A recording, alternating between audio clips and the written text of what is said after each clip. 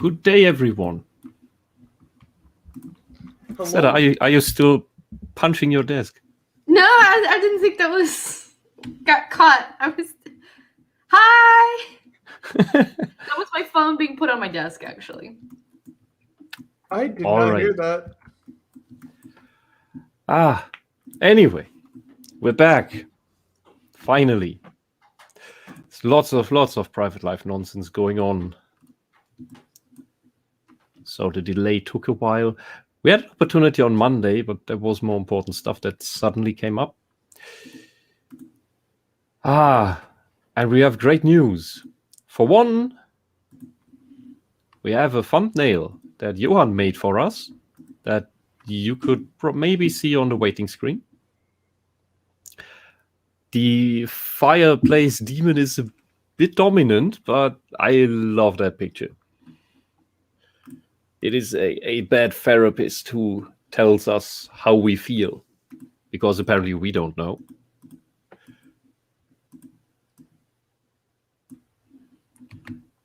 Sarah, are you clicking things?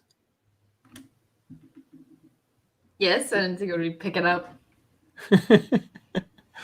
There is noise cancellation. At least I'm not the only one. What? Is there noise cancellation? I gotta get my settings. Anyway. All right. I'll just stop clicking. It's not too bad. Yes, Punished Berserker. Cyrex profile picture is definitely fake news. What? That's debatable, honestly. No, your beard is definitely longer. More or less. My hair is definitely wrong in this. Yeah. That is Oh, true. yeah. A beard longer. I forgot. Well, how did I describe you when I saw you? You said you look mousy? What? Yeah, you did. That hurt your feelings. I'm so sorry. No, you said that you thought I would have more mousy features, and then you were wrong. Oh, okay. There you go. There's the compliment. Except for the part where I assumed you were mousy in the first place. Yeah. All right. While we're warming up and getting our caffeine and dextrose and whatnot, don't forget to take your vitamins. It's gonna be winter. Cedar. Look, okay, I started. And that's why I've been able to finish commissions. Oh, you found your B12? B12? No, vitamin D. Oh. You know, I mean, we all Maybe need throw some some vitamins B12 like in every as now well. and then. Maybe throw some B12 in as well. Okay. Never hurts. I don't think you can overdose on that. Yeah, fun things happened in between. I had a surprise stream in between that was not planned at all. I'm absolutely astonished by the reception, but well, it was just for fun. We'll see if I do things like that again. Because I got, oh my god, the views on that just blew me away. Simon Carlson is in the chat. Hello and welcome back. Hello, Gateman. Welcome to the Gate Corner. Okay, I just want to check because I've seen there has been an increase in reception of this absolutely insane content we're doing here, and oh yeah, episode 1 is at almost 100 views or clicks or whatever that means. 100? Isn't that unlisted too? No. The research streams are not unlisted. I have an unlisted stream with over 100 views. However that works. No. It's at episode 1 is at 84, but they're just very, very slowly increasing now. But that nonsense stream I did, this is 6-hour madness, 223 likes. Thank you, everyone. Don't think that's going to happen anytime soon again. Was just I'm just glad people liked it. You should. But we have a much more important and more serious topic to deal with here. that will take some brain cells that probably will be left on the way, lost on the way. Their sacrifices will be remembered and honored as we delve back into the depths of Michael Linden's wisdom therapy, trademarked. However, there is a problem. There is a problem. That was just before we wanted to do the actual episode 5. We're on episode 5, by the way. Holy hell. Which was about a month ago, I think. It had to be cancelled because things came up. People had to drop out. It happens. It happens. And I wanted to keep it a surprise, but it's just too damn extreme what happened. Because let's switch over to the other view. I think it's this one. Yep. So here you see, this is the paper we still have to chug through somewhat. However, if we go to wisdomtherapy.com, loads. Could you please load?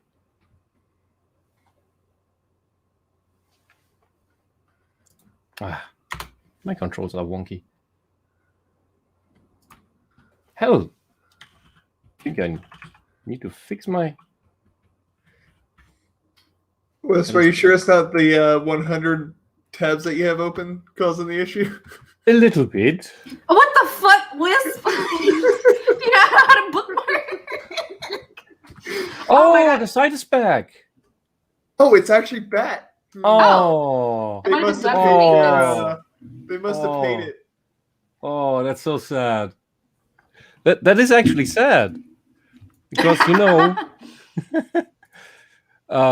We thought we killed I'm it. looking for... The I beast is bet I dead. made this... I bet I made a screenshot. Do you want to talk about it for a moment while I'm looking? I can fucking roast their web design if you want. It's very simplistic. Bro, this is straight out of the 90s. What the fuck? It's at least it's not Angel Fire. Oh, I can't yell. Oh shit, I forgot. CJ's snoring in the other room. That's why I've been on mute. Cyrek, do you want to explain what happened last time? So the web page that you see on screen was actually taken down for at least a month. There was either they got reported or they didn't pay their fees for web hosting. Honestly, they probably didn't pay for their web hosting. That's usually what happens. Yeah. Yeah, my guess is the latter. Yeah, since they're back now. But it was locked down for so long. That's what you sent That's me. what it looked like. Account has been suspended. Oh yeah, that's definitely. They didn't pay their web hosting. They went Contact a down. web hosting provider for more information. Yeah, that's them not paying. And the contact your hosting provider is like, fucking pay us. I was hoping they wouldn't pay because I was thinking about taking the web page name. Oh, taking the domain. Yeah.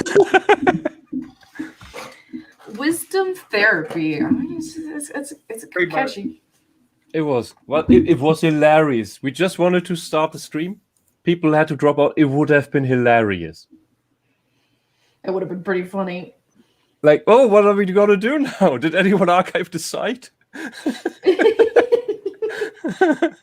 Sadly, God. no.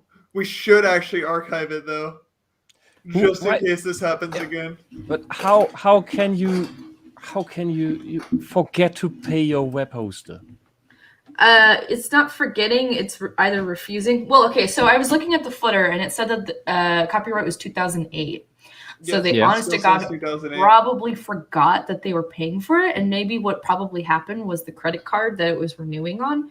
They got a new credit card, and then after a year, credit card expired. And the web hosting tried to renew, and the credit card was declined. So it was down for a month until they went and checked it, or someone was like, "Hey, your website's down," and they went and updated the credit card. That's probably what happened. That sounds like a conspiracy theory. No, that's what happens at my job. I rather believe that they forgot they existed. It's probably. Did I fry your brain? Well, them forgetting it existed seems more like a conspiracy theory that the credit card it was renewing on expired and they forgot to update it. That's so many steps. That's so complicated. Actually, it's very few steps. It's always the simple answers. That is the simple forgot they answer. existed. That is the very simple answer. While The getting very lost, simple answer of them not paying because a credit card went out because they forgot about it, because you don't because I work at a business, we have a bunch of cards, and I don't know why I'm so upset about that. Anyway, but Seda, what? This is wisdom therapy. These people are so wise, they entered a new level of consciousness, transcended, and simply forgot their mortal connections. And thus forgot to pay the web hoster. Yeah, honestly, probably, because a person who is... This is what I do every day. I'm so upset about it. You have an excuse, Seda. Mm-hmm. Anyway, then well, I guess back to the regular show. Yeah, enough of Cedar's tisms about websites. Oh, I didn't see this text down here. What do we have here? Boop, boop. Let's make this big enough so that you can read it on screen. The phrase wisdom therapy, trademarked, is the property of Shani Robbins. Yeah. That's the guy of this place. PhD. Do you want for to which read? a trademark was granted by the United States. What is with you, Cedar? I don't know. Did you take too many of your meds? This is me stone sober, bro. I'm high on life. I envy you. I'm not high on life. I just feel maybe it's because of the small soda I drank. Oh, you have a sugar high? Probably this is what not. Happens from a tiny amount of sugar. No, this is actually just me giving an excuse to act how I truly am, which is obnoxious. Wonderful. So, granted by the United States Patent and Trademark Office in 2006.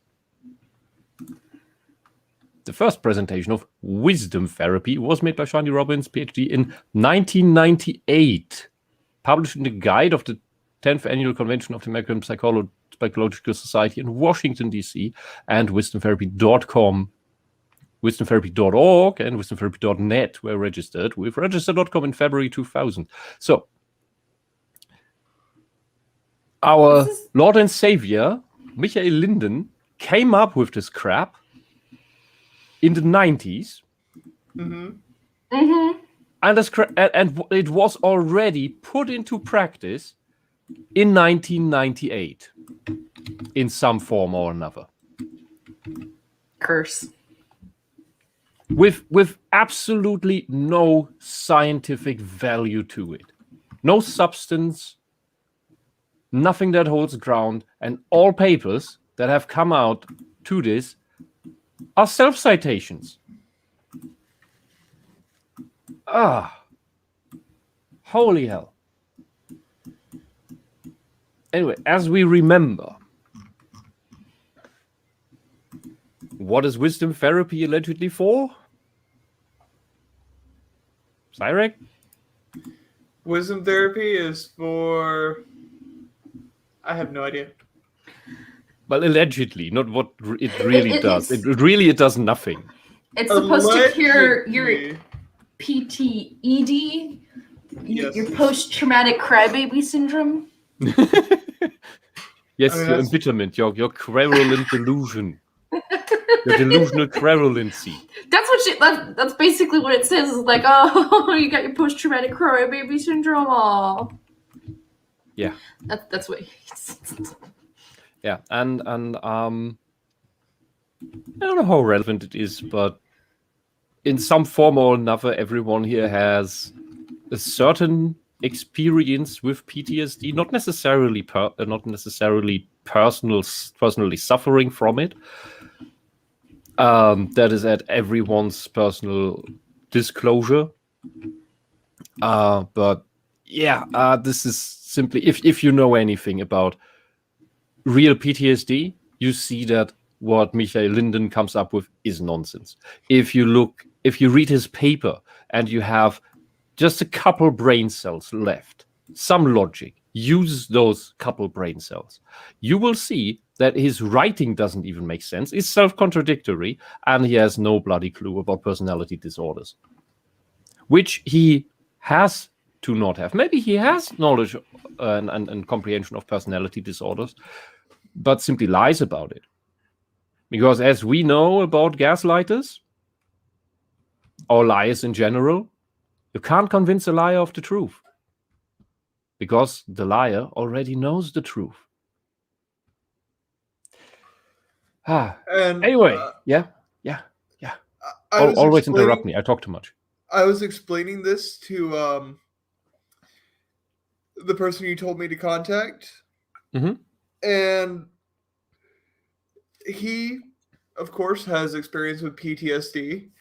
I told him that embitterment was essentially saying that it's all in the patient's head and that you are not the victim because you're the one that brought it upon yourself, is how they framed it all. And he pretty much said, oh, so it's just a load of bullshit.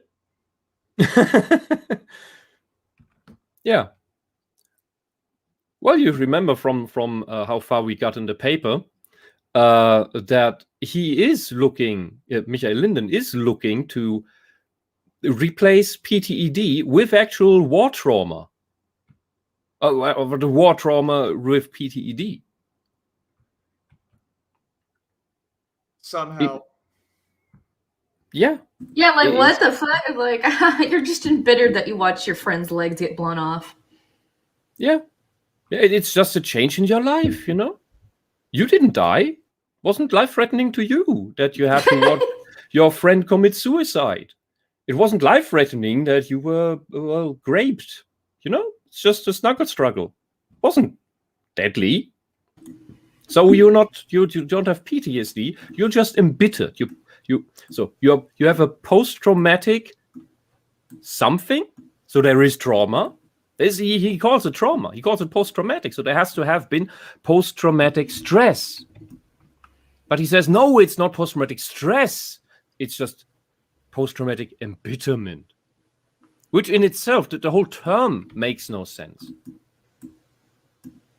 No, it doesn't. Yeah, we went over this. It's gaslighting the diagnosis. Mm-hmm. It's shut the fuck up, the diagnosis. Wisdom Therapy, the Wisdom Therapy Institute also has emotional intelligence training, which is utter bullshit. That's ironic. Really, that's what that is. Yeah, but look, it is mainly narcissists and very uneducated people. Post-traumatic erectile dysfunction. What? What Bear posted. Oh no, post-trap erectile. That's something else, Bears. But I'm sorry I haven't integrated the chat yet into the video because that will be lost at some point. Yeah, but emotional intelligence is nonsense. It's already covered in actual IQ. And narcissists always believe that they have a high emotional intelligence, and also average and below average IQ people sometimes cope with, but I have a high emotional intelligence. And it's usually people without any empathy. They have a high emotional intelligence for their own needs. Yeah, I mean, As cat, the it's thing not supposed is, to make sense. I mean, the thing with especially cluster B disorders is that those people, narcissists, borderliners, psychopaths, are astoundingly good at, dangerously so, at manipulating other people and manipulating their emotions. However, their emotional maturity is usually pretty low. If we go by that measure, emotional intelligence is a rather bad thing to have on its own without any maturity attached to it, without any consciousness, conscience attached to it. God, I hate the English terminology. Yes, seriously, it's conscience and consciousness. In German, it is Bewusstsein and Gewissen. Much more different words from another. It probably was stolen from another language, probably French. I hope not. Those goddamn Frenchies. Yes. God, I'm not getting. Why do they have to have the time zones have to be so off? Yeah, we should get deeper into the site. Do you remember where we left off? I do not. I think we went through the wisdom therapy parts. We haven't gotten through all of them. Oh yes, I do recall. Yeah, so we had them. Yeah. Yeah. We had the main text. The nonsense with the very good news is that psychological science doesn't believe in emotional intelligence, has developed effective methods for the past 100 years to help relieve that suffering. So the bad news is that you are currently suffering. Whoever you are who reads this. Well, okay, so something that I did notice earlier is that the copyright on this is in 2008, which is when most of this was written. But 2008 is over 10 years ago. Yeah, and you want to know some? I'm going to bring this back up. My psychology/sociology teacher in high school told us all, if you see a psychological paper or website that is older than 10 years, it is null and void. Yeah. Don't listen to any of it.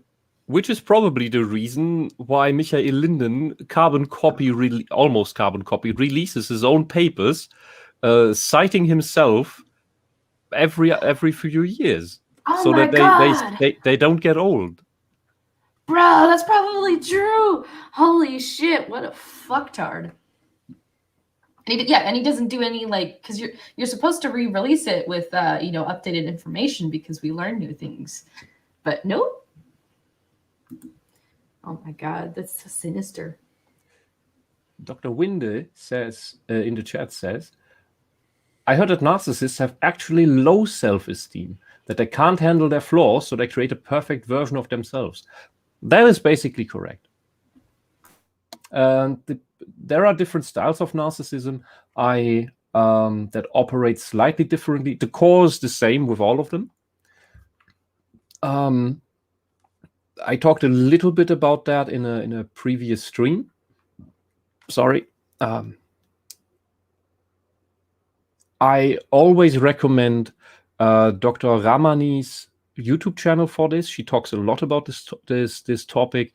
She also has longer talks on the channel Med Circle about narcissism, borderline, antisocial behavior disorder, and some other things. Her personal channel is mainly about narcissistic abuse and how to deal with that, how to spot it, how to notice it. She's very versed in the topic. I think she's one of the leading figures on it even. Yeah, you can get more in depth there. Also, pheromone trees. I linked his channel on a previous stream, I think. He also talks a lot about this, all in combination with ideological abuse, cult abuse, because usually at the core of that you have some sort of narcissistic cult, or the institution itself acts like a narcissist. Yeah. Oh, and hello to Pukalevi in the chat. He can't watch live, but he will watch tomorrow. That is very nice to hear. And same for Horned Rabbit. All right. Back to the site. I'm not in the flow. I'm sorry. It's all right. I'll throw in some extra dextrose. Oh yeah, we were at Michael Linden re-releasing his papers, probably for the reason to stay Relevant. actual. Not well. He tries to be relevant, and the dangerous thing is that there are already therapists trying to diagnose people with this nonsense diagnosis of post-traumatic embitterment disorder. There are professors teaching it, talking about it at universities. If you've watched the previous streams, you get an idea what nonsense it is and how dangerous it is, and likely what it will be used for. State indoctrination. No. Yeah, the other side of that coin, rather. To get rid of any dissident, any critic. The Soviet Union would have loved this kind of diagnosis for its critics. You just didn't like the regime change to communism. Oh, you just didn't like the regime change to Nazism. You're just or bitter whatever that your else. president lost. Yeah. Oh, but only if it's the president from the other side. Yeah. If our president lost, our candidate lost, then that is justified. Then it's not my president.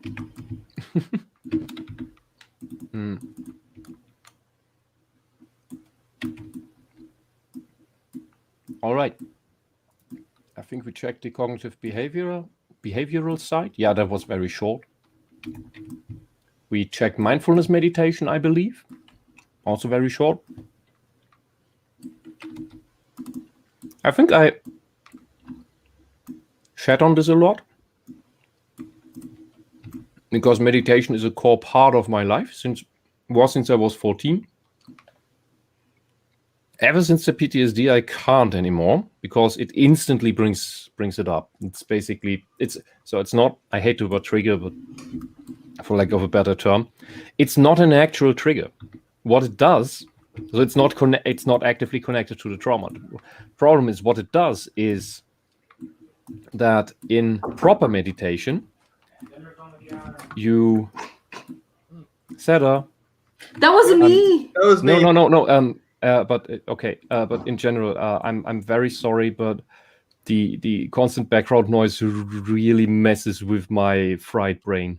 Sorry, that was me being told that dinner is here.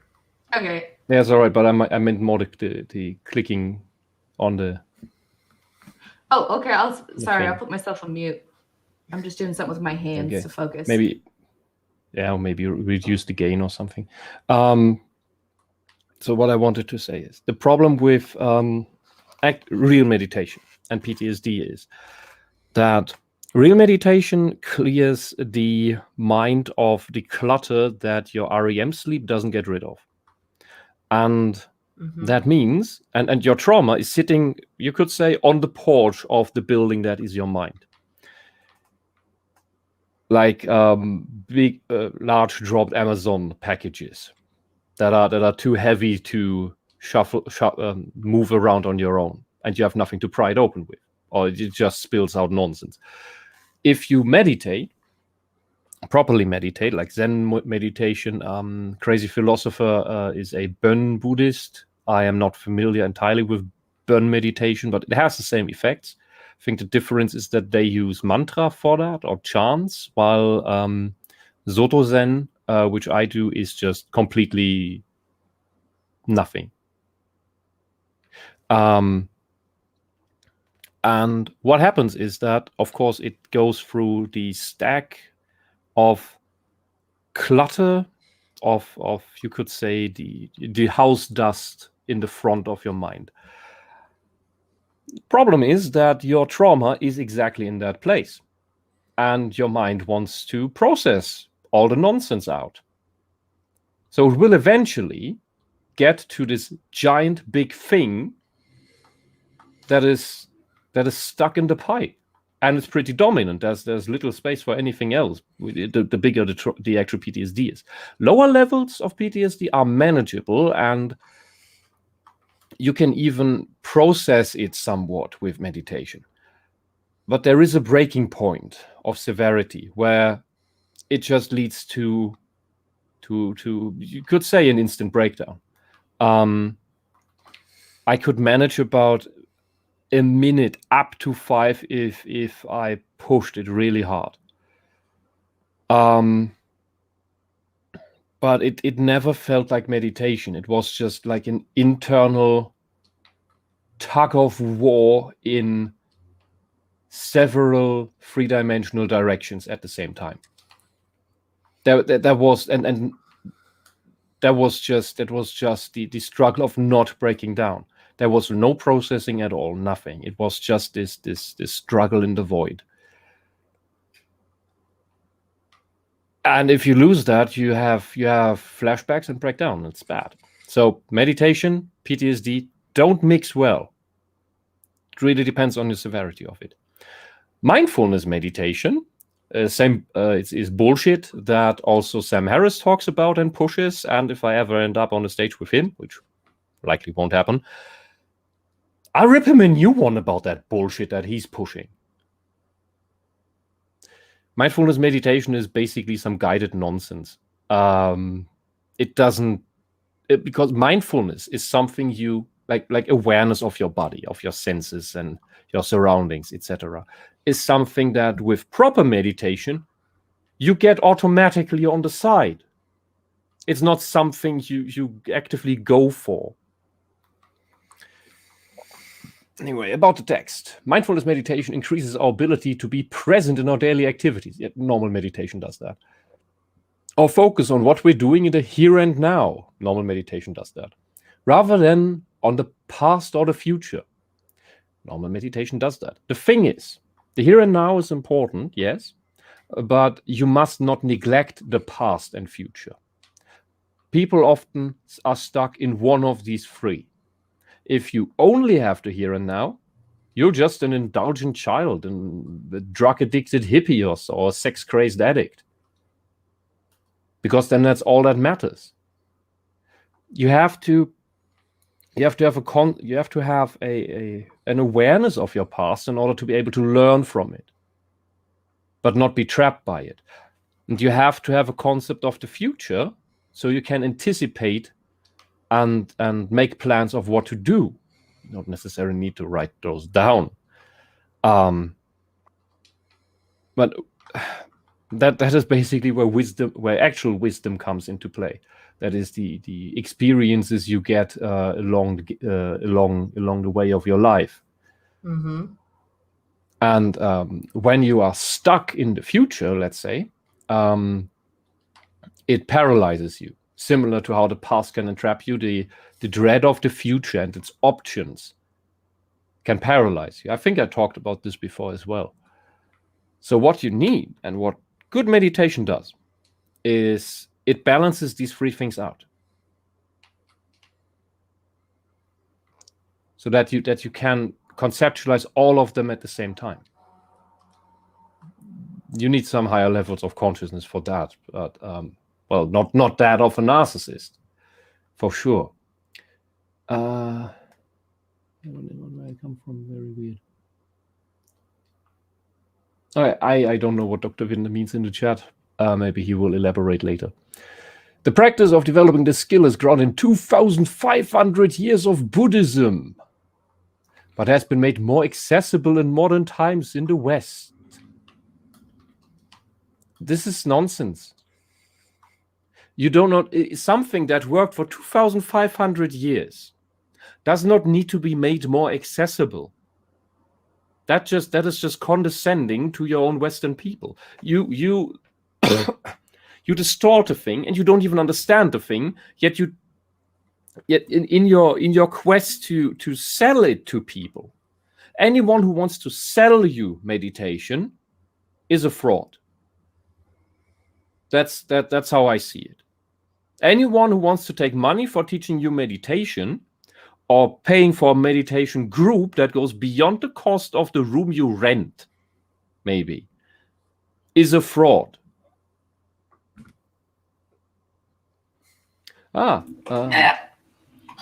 Paying you to tell you to sit down and be quiet.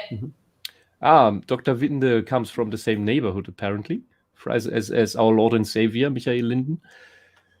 All right. Has been made more accessible in modern times in the West. Researchers and practitioners such as... Is there a by missing?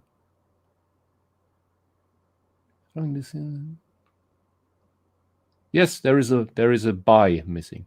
Such as John Kabat-Zinn, I have to look that guy up at some point, who in the last 2 decades has developed a modern model of this perspective that he coined mindfulness-based stress reduction. You do not need a modern model of meditation. Like, as I said, Soto Zen. You sit down, sit. End of story. Anything else is a bonus for concentration, essentially. I recommend the books by Sawaki Kodo about this, or Taizen Deshimaru Roshi. It baffles me how people try to sell this mindfulness meditation nonsense. It's also in Hinduism and Buddhism. Sadly, there are a lot of gurus who build personality cults about themselves. It's basically on the same level towards the core idea of Buddhism compared to the differences between Jesus Christ and the Catholic Church. They don't have so much in common if you look at their respective philosophies.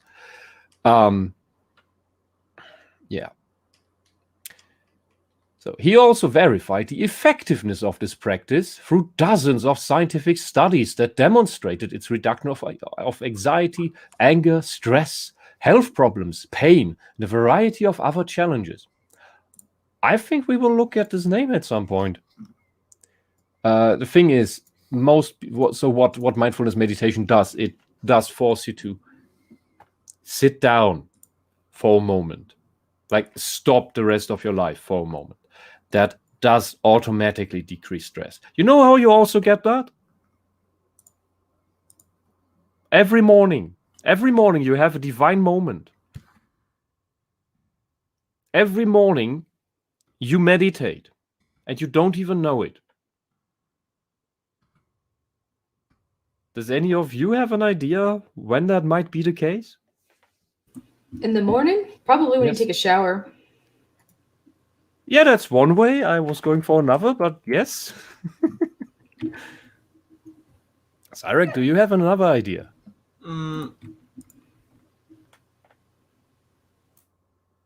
No, I don't have another idea. I gave a 0. hint. You get a 0 on this test. I do gave get a hint. 0. Well, when you sit down on your throne. my Yes, girl- Drunken Mumble has the answer. Oh, the morning shit? Yes. I don't know about you, but I'm glued to my phone whenever I take a shit. Yeah, maybe stop that. It's boring. See, you're but on that's your the point. phone. I just read the shampoo bottle. What, do you not take your phone in with you to the bathroom? What kind of fucking weirdo are you? A normal person. A normal person doesn't read the shower bottle while showering. You nerd. Well, you read the shower bottle while you shower. I thought you were reading the shower bottle while you shit. Yeah. Yeah? Yeah. Hello, What are you, Sunroll. some god among men that has an attention span that can actually last that long? What the fuck? I wouldn't know about the self-hypnosis. I also wouldn't know how you get hypnosis through a pill, but I think you have the right idea coming from a different approach. No, meditation is not to numb yourself. Rather the contrary. You are. If you watch a previous stream, I'm going into more detail, but about what that does. The thing is, I don't want to repeat myself too much. I do that all the time. But it's basically you by processing out your thoughts, or rather the stuck memories and experiences that haven't been processed out. You free up your mind. Think of it like vacuuming your room. It doesn't look like much that you did, but the room is much cleaner. And you feel that afterwards. It can just be a struggle at first. There's several phases. I'd say there's 3 main phases of meditation. No, Bears, I was not talking about nut clarity.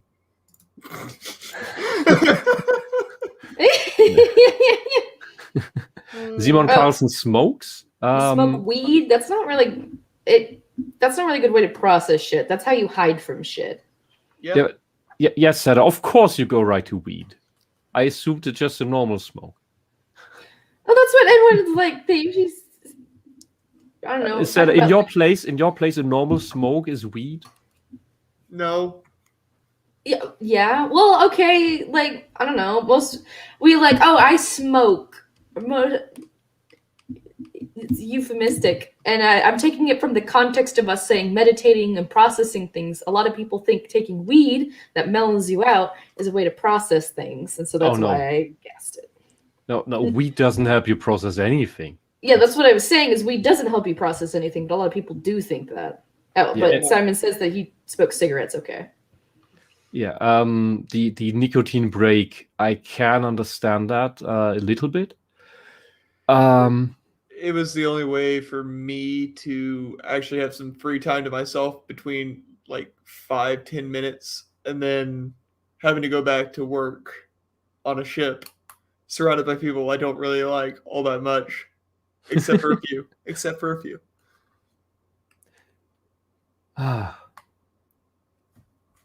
Now I lost my train of thought. Great. We were to smoke, we were to weed. All right, the weed. Yeah. What does help process stuff, including PTSD, is MDMA. That's not entirely legal though in private use. And there is some technique to how to properly use that. So the common use as a party drug is essentially a waste of its medical properties. But hey, you do you, I guess. Yep. That's just how it goes, though, over here. Yep. Yeah. All right. So we will at some point look into this guy. I think this sounds like nonsense, but hey, I'm biased, right? Stupid Zoto-Zen people. You're embittered. That's what you are. Yeah, I know. I'm totally bitter. I'm so bitter. I mean, if you go through years of humiliation, bitterness is a normal thing that sometimes can happen. But I think it's mainly the part of, okay, I'm not going to go so low as to punch you as you would deserve.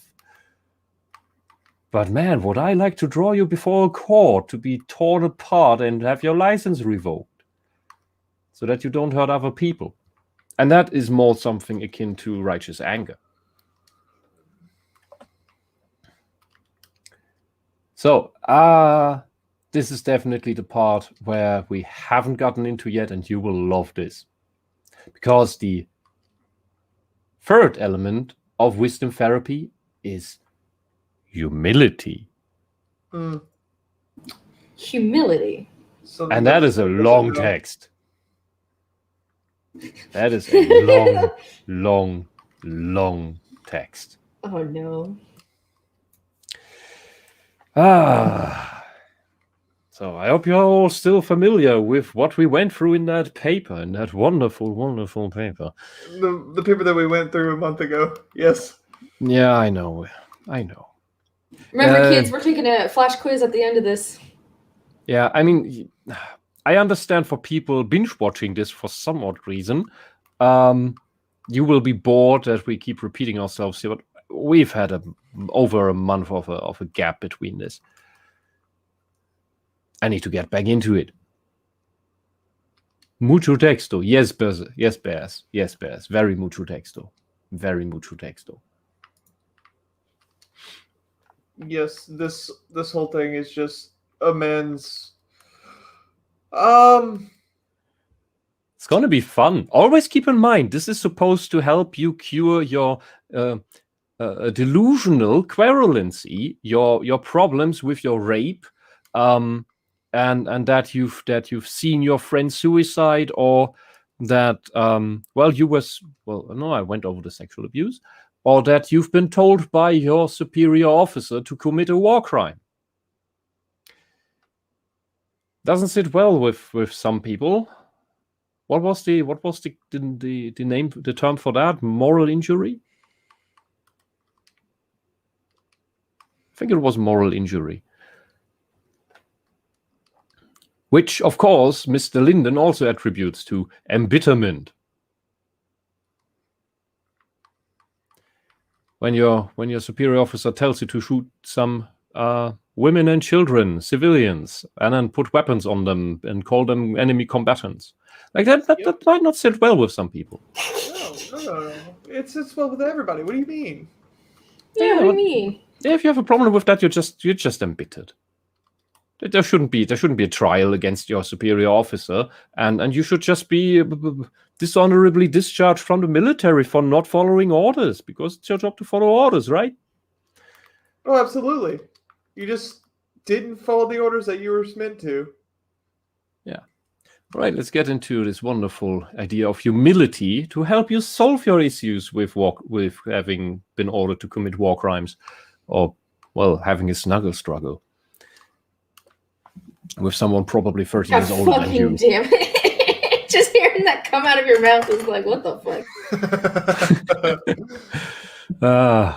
God. I'm telling you, being sexually harassed by borderliners is not fun. I mean, it's never fun, but holy shit, those people don't stop. It's insane. And since most of them are females, you can't even do much about them because they instantly play victim. What do you mean? Just hit them. Yeah, if it was that easy. If it was that easy. That green-haired, massively obese monster that stalked me for months, if not years, if I'm looking over all the events, complained about rape culture, was a rabid feminist, and sexually harassed people, and told her friends to beat people up for not having slept with her. It's beautiful, absolutely beautiful. And then still you will be the bad guy. In their eyes, yes. No, everyone will still believe she's the victim, and you're the bad guy. It's great if you say anything about it. You're the bad guy. Why don't you just give her a chance? What? And stick my hot dog in that yeast-infested fish bun? No. Well, the number one rule when you have a dick is don't stick it in crazy. Yes, exactly. Especially the one that repulses you. Bloody hell. Oh, the pictures are coming back into my mind. Oh no. That I would call very mild trauma. The PTSDs from the ugly bitch. Oh, you have no idea. Maybe I'll tell you at some point some of the things she did. Some of these people harass you with their fetishes because they think that will turn you around. No. And there are some really bad fetishes that you don't harass people with. Or try Was she to a diaper one? Maybe he worse. Worse? Yes. Now you have to spill the beans. No. Okay, you don't have to actually. No. Oh god. No. Oh god. Oh god. Oh, what have I done to paper. myself? What have I done to myself? Why does it smell like a brewery in here? Oh god. Oh no. Let's distract myself with what I actually wanted to do, which is read this nonsense website. Yes. Humility. Humility includes an appreciation that our perception and thoughts about others, ourselves, events, and the world, drumroll, are subjective and tentative. Oh no. Subjective.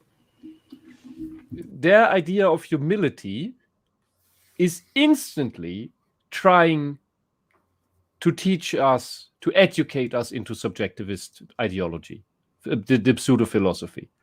And that is something I will talk about. I've talked about something I noticed a while ago with Cyrek.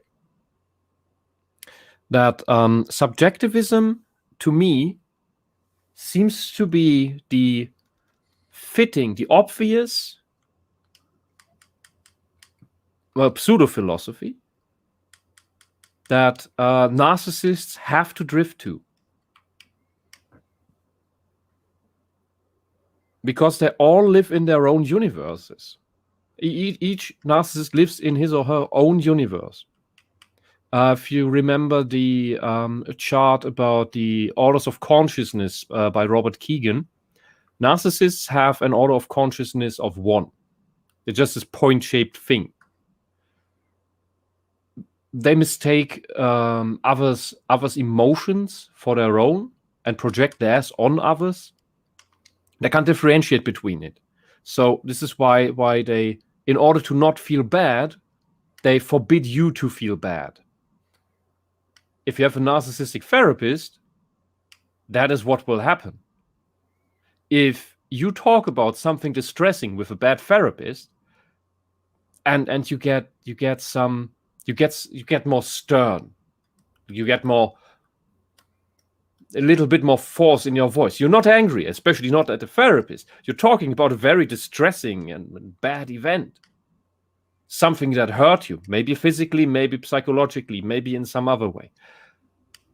And the narcissistic therapist will, or rather is unable to, perceive that as anything else but an attack on him or her. Because everything in the narcissist's world is about the narcissist. He's not able to differentiate. He's not able for empathy. He's not able to understand your position. That is lacking. The narcissist is you could say, a purely subjective being. So subjectivism is basically the only and necessary worldview the narcissist can take to reconcile that other people have other views. Not that they reject an objective reality, because that would mean that there is something greater than them, that there is something that they have to haggle out the world with, that they can be wrong. However, if they define that, well, everything is subjective and everyone lives in his or her own reality, that reality is subjective, that there is no objective reality, then that is acceptable for the narcissist because, well, that other person just lives in another reality. That is what subjectivism is about. And therefore, my reality is still 100% valid. Yeah. There's no need to haggle it out. That's like the term your truth, my truth. That doesn't mean anything. There is no your or my. There is the truth. That is it. Yes. Because what the subjectivists did was basically a newspeak trick. As far as I'm aware, the stuff is born or at least made popular in the socialist hippie scenes, which are very pseudo-intellectual. And well, especially if you play around with drugs and wreck your mind with that, these things can easily take hold on that. And sorry, I'm really trying to keep focused. That it doesn't work well today, but hey, it makes no sense to postpone these streams further.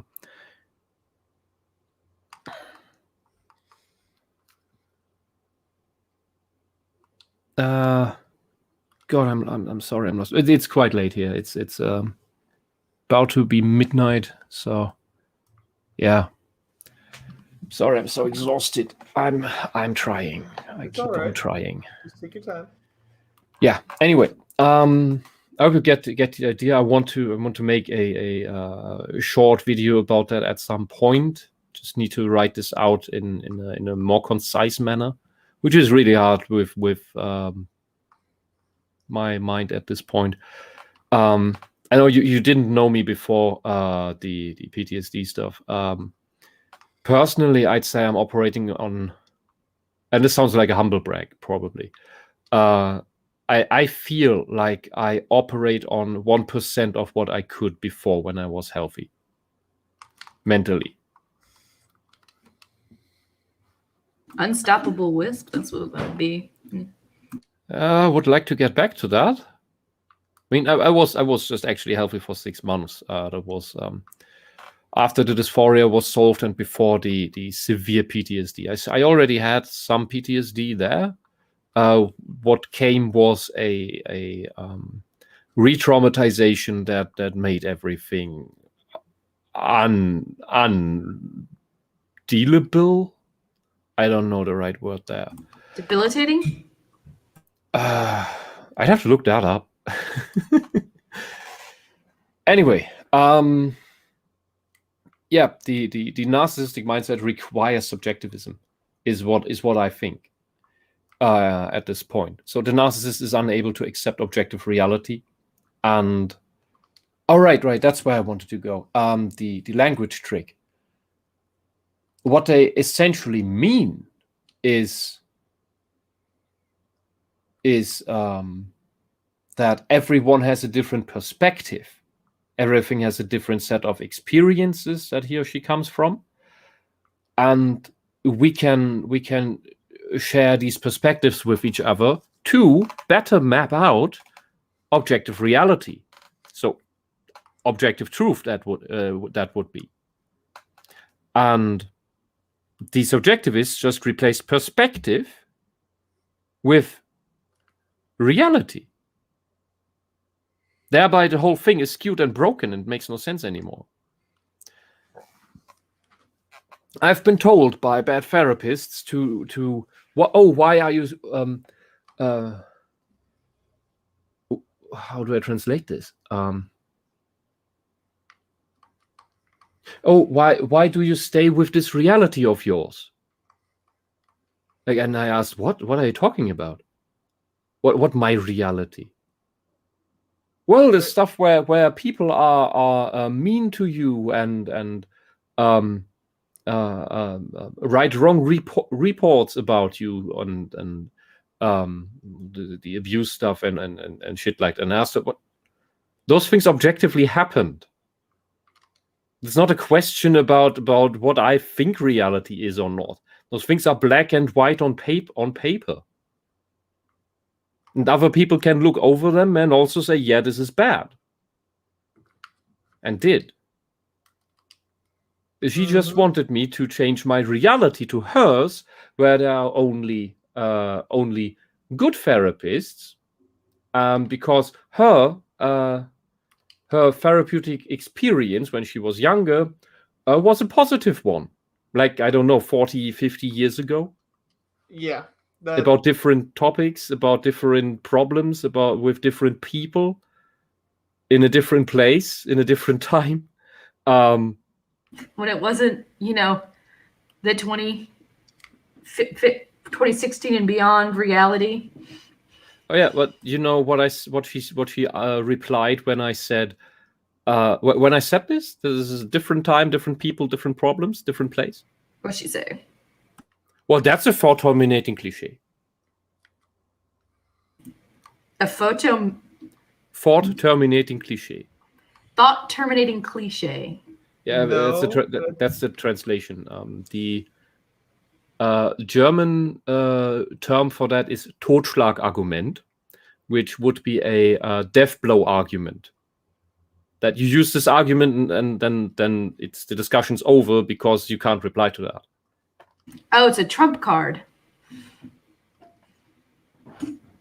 Something. It's meant in a negative way. The term is meant in a negative way, that you basically use a very mean and probably argument and probably a fallacy that ends the discussion. It's like, if you do this, you are a Nazi. Like kind of that. Like, what are you to reply to that? Okay, I see.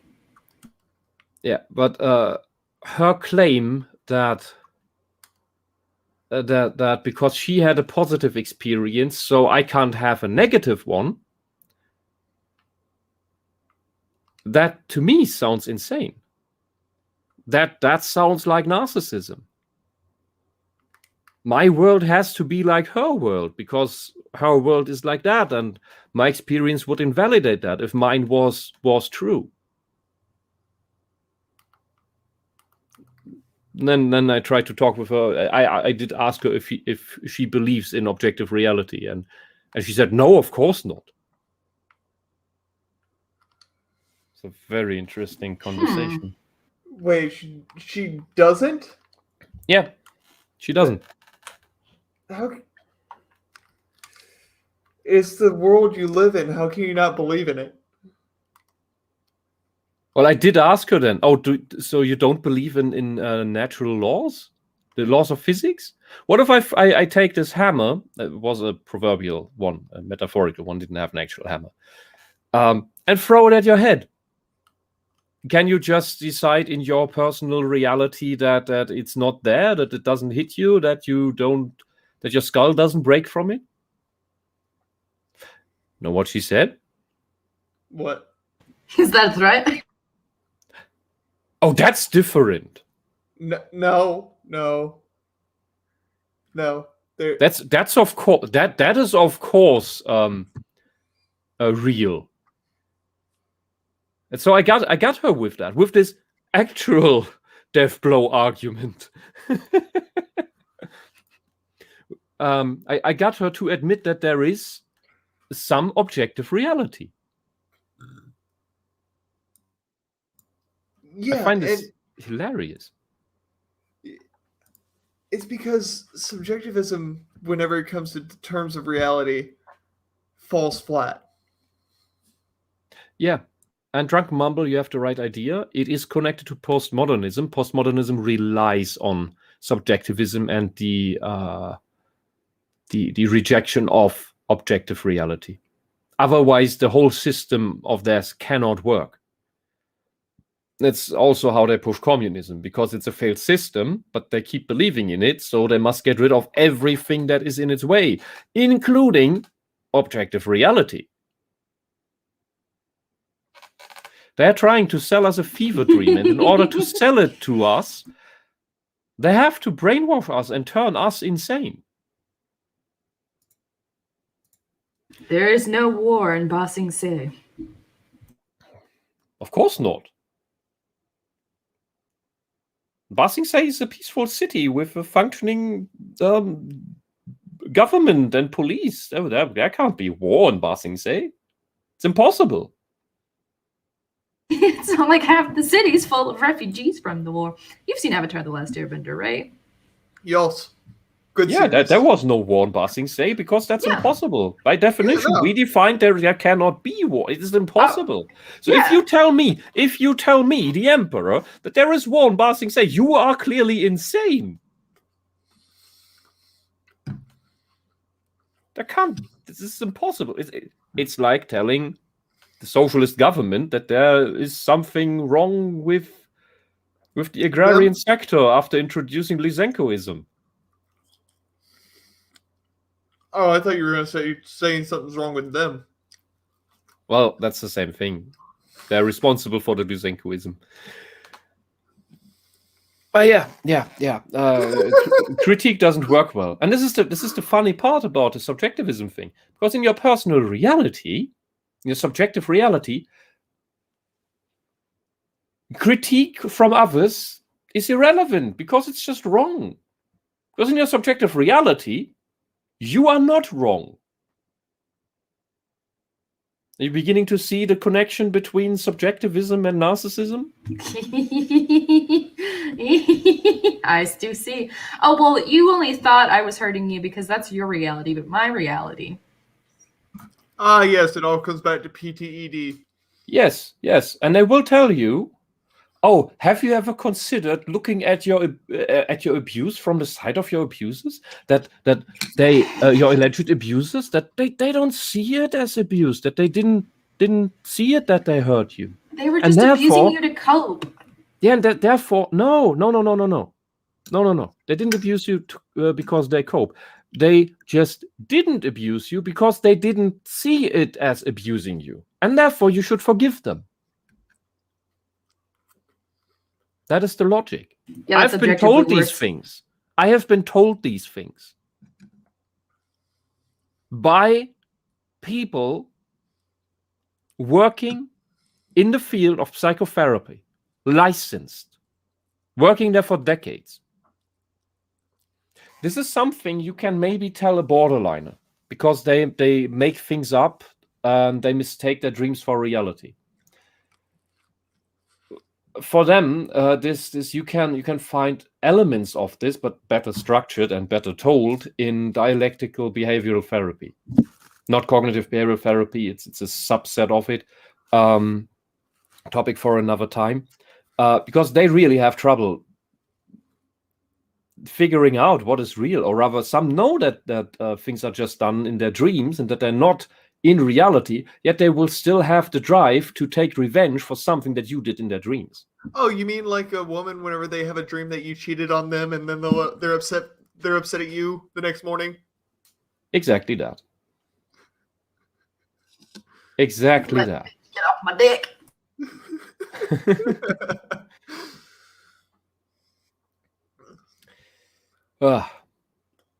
Anyway, text.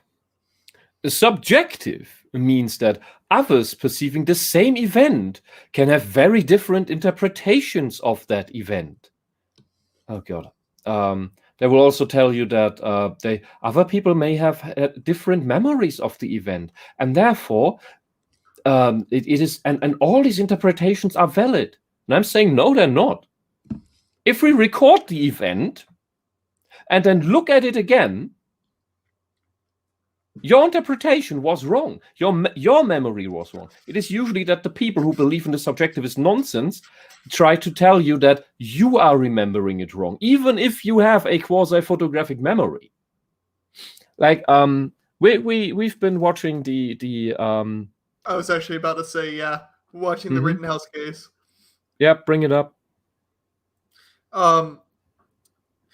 The big one would be Gage and his quote-unquote recollection up until he admitted, yeah, he didn't shoot me until I pointed a gun at his head. Oh, his perjury, you mean? Oh, yeah, that one. But you can clearly see there are hundreds of hours of footage of just that 3 minutes. Yeah, but that part can just be a lie. I thought you were gonna bring up Autism Man. Oh, yeah. The photographer. I love that guy. He's awesome. Great. But yeah, so they could technically have gotten him on perjury, because it's implied photographic memory with him, because he's said, "I remember the night perfectly." You're back to Gage. No. I'm talking about Photography Man. The Photography Man did not say that he remembers it perfectly, did he? He did. He did say that? Whenever he is asked, "Do you remember the night?" and he's like, "Perfectly." Okay. Okay, that slipped me. That slipped past me. But he pretty much had quasi photographic memory because he went step by step and not even just looking at the pictures like this happened, then this happened, then this happened, and here's everything I saw. What I didn't see, I have no recollection of. Mm-hmm. Yeah, and people like that, especially high-functioning autists like that, they drive normal people crazy. Because they take everything literal. No, and because they remember everything as it was. Oh no, I was talking about whenever whenever they wanted him to change his statement, and they said, "We didn't tell you that," and he's like, "Yes, you did." Oh, I love that. I love that. And what the state prosecutor did with him was constantly trying to gaslight him, twist the timeline as gaslighters do, and put words in his mouth. And he just had none of it. And this is the great thing. He was more and more distressed by it, but mainly because he was annoyed by the guys constantly saying things that are wrong and alleging things at him that are wrong. And the autistic photographer, he just kept correcting the persecutor who brought up just The persecutor, I love it. just wrongness, just lies. Let's say it as it is, lies. And I'm pretty sure if he had been asked, he could describe details about the state prosecutor's office when he was there. Like what the carpet felt like under his shoes, and what the shape of how the door knob felt like, and such things. If you ask him that, because my mind functions kind of like that. It's just with a huge debuff on it from the PTSD and the absolute lack of sleep. Like my brain is like it's fried. This kind of memory is still there. It's not I wouldn't call it a photographic memory. I just would call it a very good memory, to the point where it can be annoying. That myself, because it's not just visuals. What I understand a photographic memory of is looking at the book page for a second, closing it, and a couple seconds later being able to tell what's on it. Yeah, mostly visual stills. That one, that is a form of eidetic memory. There is those that they can read, like actually just read the book verbatim, and then whenever you ask them anything about it, they can recall any particular line because they read the book completely through. Yeah, that's not something I can do. However, it works pretty well on every detail from every sense. This is also how the weirdest connections come up, in associations in my memory come up. And I remember sounds that happened, smells, haptic feelings, and it all comes into this big thing with items, with things that were said, with people, and it's like a giant network that if you tap at one thing, it highlights all other things associated in that, either in that topic of or category of similar things, and those things can either be objects, feelings, and in the sense of attributes of things,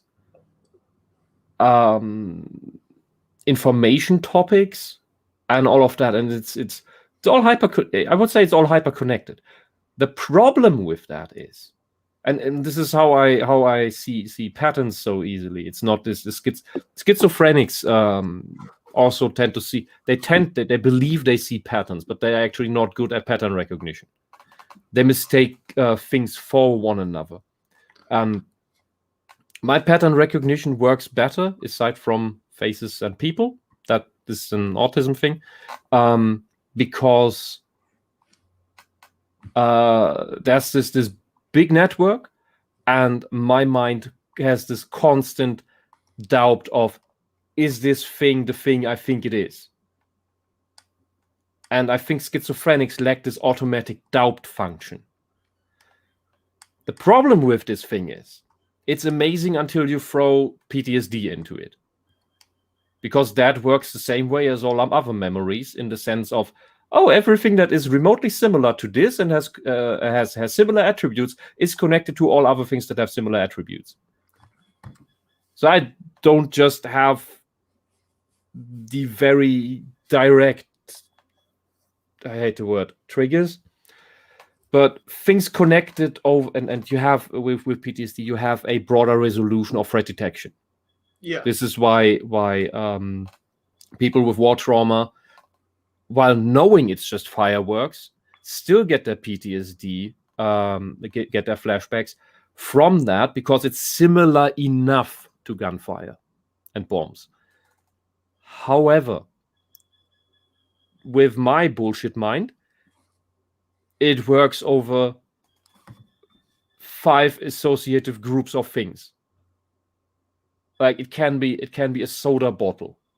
A soda bottle has no direct connection to my stuff.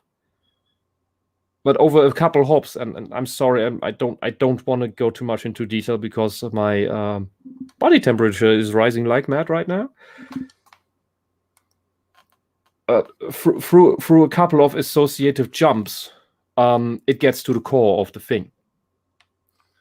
Because just everything in my mind is connected, and it's I understand why it drives other autists, let's say, pretty much insane for simplicity's sake, where they're so easily overwhelmed. So you ask them something, and they have everything about the topic in their heads. The hard part is starting to sort this and articulate what you actually want to convey, and what is important for the other side, the other party, to understand it. Someone scatterbrained will just talk randomly and not get across anything. An autist who hasn't honed that skill yet will sound similar to someone scatterbrained at first. The difference is, once the autist is done telling you everything he knows about the topic you asked about, which is the entire, let's say, 3 links deep Wikipedia page, he will be done telling you, and you will definitely have the information you asked about, and you will also have a now complete knowledge, or got a complete talk about the topic you asked about that you didn't ask about getting, and you're probably overwhelmed with what to process from all of this stuff now. The autist is just fine, and he's happy he could finish talking, because lots of autists, they get antsy when they can't finish talking about a topic. That is not because they're narcissists and want the attention, just want to hear themselves talk. It's rather that what they haven't said of the topic is now still stuck in their minds until they have said it. So it's just sticking, it's just glue in the memory. And they just want to get that stuff out, and it only gets out by saying it. That's why some therapists mistake autism for narcissism, and vice versa. They're not good therapists. I don't know if I should bring this up on the thing. It's just close. Okay. Simon Carlson says my description is similar to his experience. I hope it was the good stuff about autism and not the bad stuff about trauma.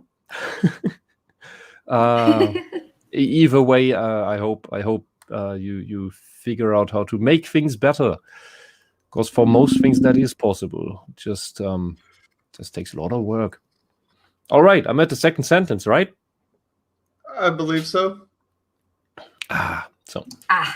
Subjective means that others perceiving the same event can have a very, very different interpretations of that event. It's because they don't remember it right, and they just change their memories to what fits their own personal narrative best.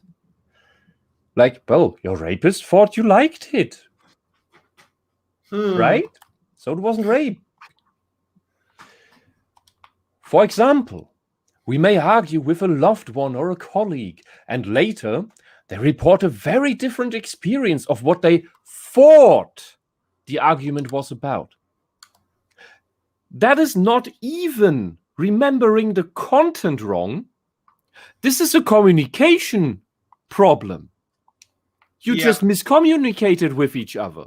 This is not a question of subjectivism. You talked past each other. You went communicating with each other. This is the Wisdom Therapy Institute that doesn't even understand basic communication models? Fucking hell, you bloody frauds. Sorry, I'm getting loud. Am I overinterpreting this? No, that sounds like what there it is. That is a miscommunication. If you're talking and someone reports a completely different version, you either not just a version, like a version of it, a different topic. A different topic. So, like, I think what this is applying to, if I can kind of conceptualize, is they're meaning that a male coworker goes up to a female coworker and they have a conversation, and he's himself or whatever, and then she goes reports him to HR. Well, on some level, he knows that he was doing something wrong, which was probably being overly familiar to a coworker, and probably making, misogynistic jokes, and that on some level they know that it was wrong, but they're like, oh, I was just, I was just being this, that, or the other, they gotta do it, but that's like miscommunication. Banter and socializing. Yeah. And like, I mean, I haven't really experienced it a lot, but a lot of my friends have in the workplace. I need more brain juice to come up with an example myself.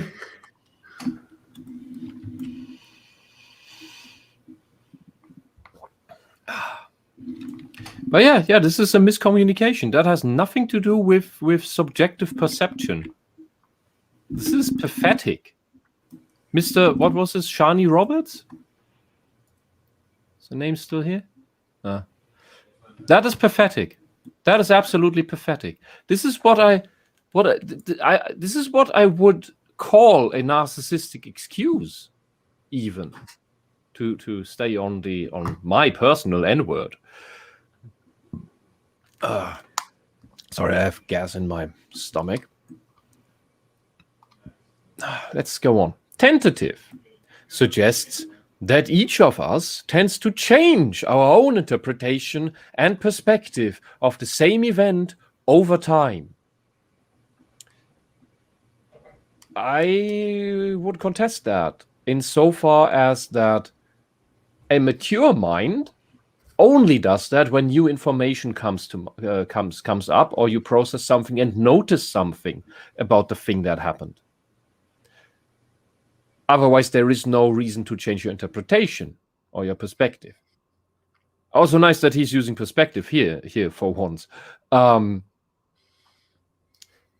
However, people who don't take things that seriously, their memories of things do change to fit their personal narratives. But that, I mean, in my experience, that is always with people who lack emotional maturity. People who are past the narcissistic phase. So from if we go by Keegan's scale, at least out of consciousness free. People I attribute that to, never do that. They keep their memory straight. And if they misremember something, and you clear that up with them, they accept it. Or they remember, oh yeah, you're right. Or you have a log or a photo or something. I think, oh right, it's there. I misremembered. They will accept that. The narcissist will not accept the correction. The narcissist will never accept that his or her memory could be flawed. They will allege that you are misremembering, but they are not. Even when it is obvious that it logically cannot be any different, when logically you can deduce that you must be correct and the other person is wrong, that tries to tell that you are wrong, the narcissist will never admit to misremembering. So I do misremember. I have a very good memory, but I can misremember. I can forget things. Especially with the PTSD now, which is absolutely scary because I feel like I have Alzheimer's compared to how I was before.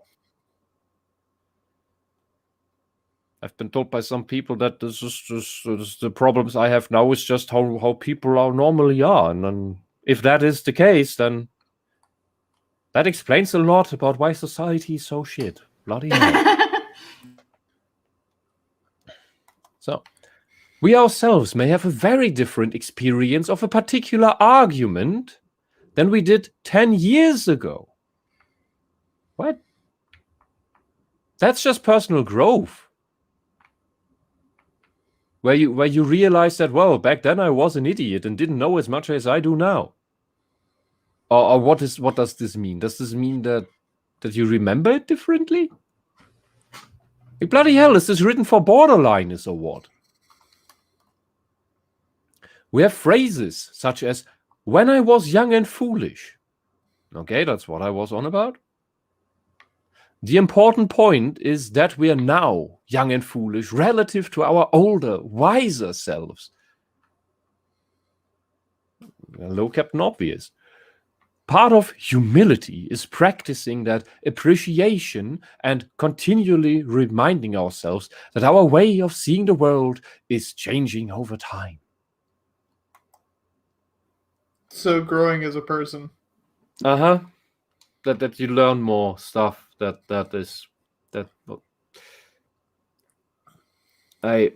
a bit at a loss for words because how stupid this is.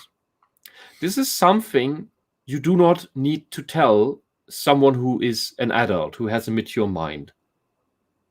This wisdom here is something you tell someone who is, YouTube will hate me for that, but hey, I am the autist. I should be allowed to have the R-word pass. This is for retarded people. This is for mentally, it all the time. Emotionally retarded people. Seta is covering me with noise. Great. Perfect timing. Perfect. No, it's great. Maybe YouTube doesn't hear me say it. She said the word YouTube. Go get her. Grr. What's wrong with saying retard? This does remind me of what you put into DBT, into dialectical behavioral therapy for borderliners. Because borderliners have not developed the basic rational skills, abilities that every healthy mind, every healthy teenager at the latest learns in his or her teens without even noticing. It's not because these are things we do not need to teach people. Teenagers come up with these themselves. Like checking whether your emotional reaction fits with what is objectively going on around you.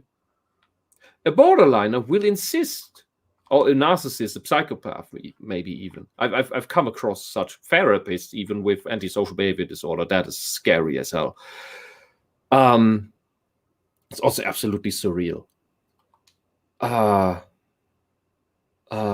think, did I tell you about that? That particular one, a couple months ago. I think the one that was constantly waving her arms to get my attention because she thought I wasn't paying attention to her while she was talking. Yet at the same time claimed that how can I allege that she doesn't know anything about autism, about autists? I wasn't looking at her face. I don't think you told us about that one. Okay. Yeah, I don't remember that story. That was a crazy one. Like she also insisted that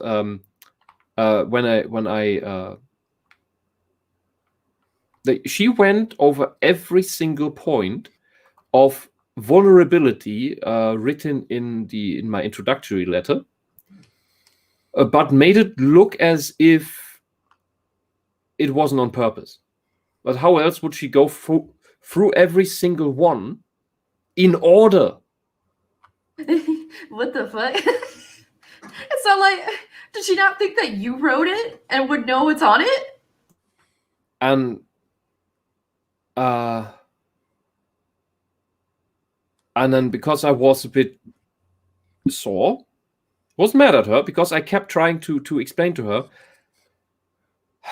just because you step on landmines that you don't know are there, that will, of course, make me a tad sour because I'm in pain. I was talking somewhat like this, as I do right now, a little bit pressed. And she interpreted that as aggression towards her and that I was attacking her because of my tone. And it took more than 3 times, I believe, for her to understand that I was not attacking her, that I was not aggressive towards her, but that there are topics that she touched upon, and at that moment I still thought not deliberately, but accidentally. And therefore I am tense. She finished that off with, and I kid you not, stating that, well, in my subjective reality, you attacked me, and therefore it is that way. I must accept that. I must accept that in her subjective reality, I attacked her. No. What? That was the therapist. No. That was the therapist? That's Yes. not how that works. Yes, early 20s. What? I mean, I was only reciting your triggers. What the fuck? Why are you acting so tense? Oh my god. It's not like I'm fucking poking your bleeding wound that you came here for me to heal. Why are you being such a little bitch about this? Tip of the iceberg. Oh, Jesus. Tip of the bloody iceberg. Because I asked her, well, what about my subjective reality where I didn't attack you? No answer. Of course not.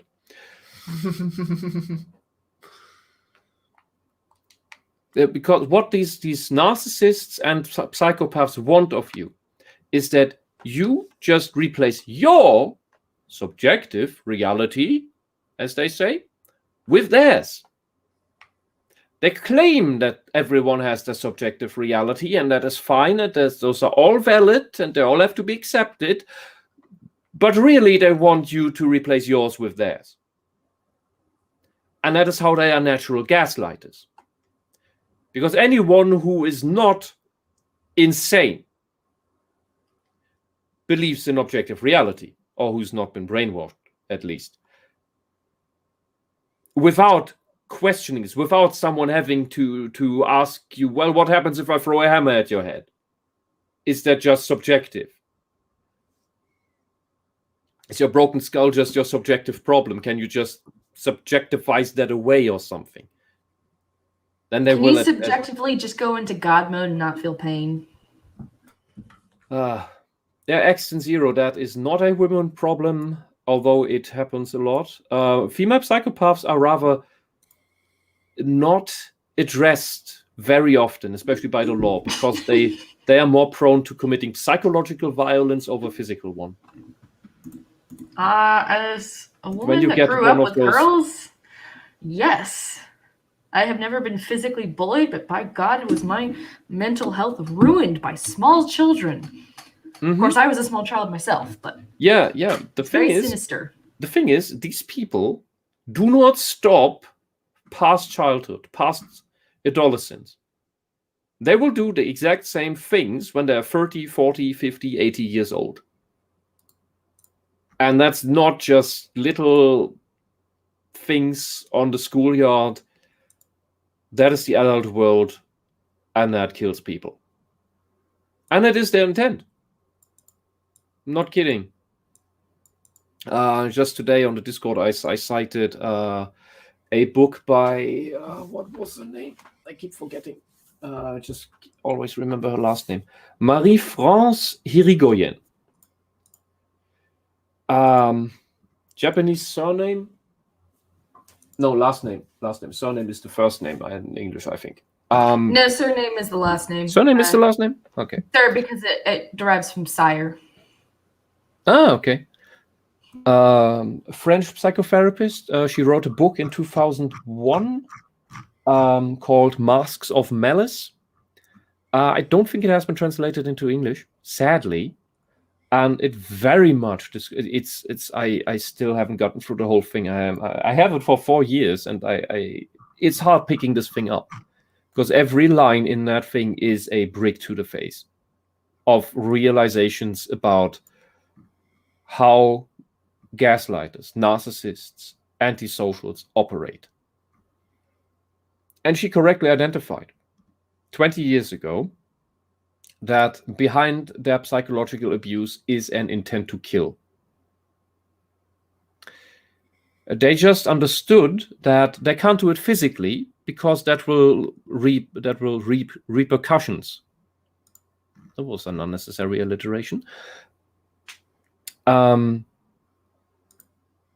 So they resort to psychological violence that destroys you mentally, that destroys you emotionally. You could say it destroys your soul if you want, so that in the end, a suicidal ideation is induced, which then leads to the perfect crime. You kill yourself, and the psychological abuser doesn't even need an alibi. Maybe even will play victim after that. Or hero by saying, "Oh, I really wanted to help, but nothing could be done." Oh yeah, get their pity supply. Mm-hmm. Yeah, but when antisocials do become therapists, it's hell for patients. I pity everyone who is still naive and vulnerable, seeking help, needing help, and then gets one of these people. They will completely wreck you, brainwash you if you are lucky. But oh my god, there's some things in the chat. If a man says his wife was mad at him for not washing. What is this? Drunken mumble. I think I comprehend. If a man says his wife was mad at him for not washing the dishes, but the wife says independently that it was due to trust or not listening. That's a communication issue. You're still at that topic. Okay, yeah. Oh, yeah, that was a while ago. Mm-hmm, That's such a deeper conversation. That's like a lot of times it's willful ignorance, but yeah. Yeah, they're probably saying that about that therapist. Mm-hmm. Or they think their perspective somehow trumps yours and you must bend to that will. I was laughing earlier at Axton Zero, women, why Jesus? Because we're pretty. That's it. That's all.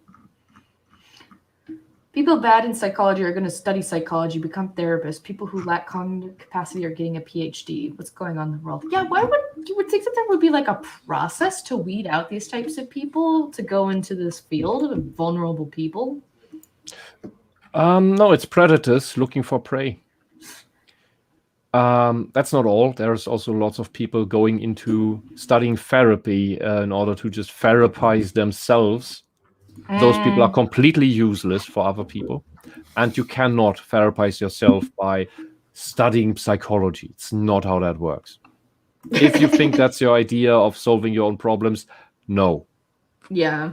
Just watch self-help videos on YouTube, seriously.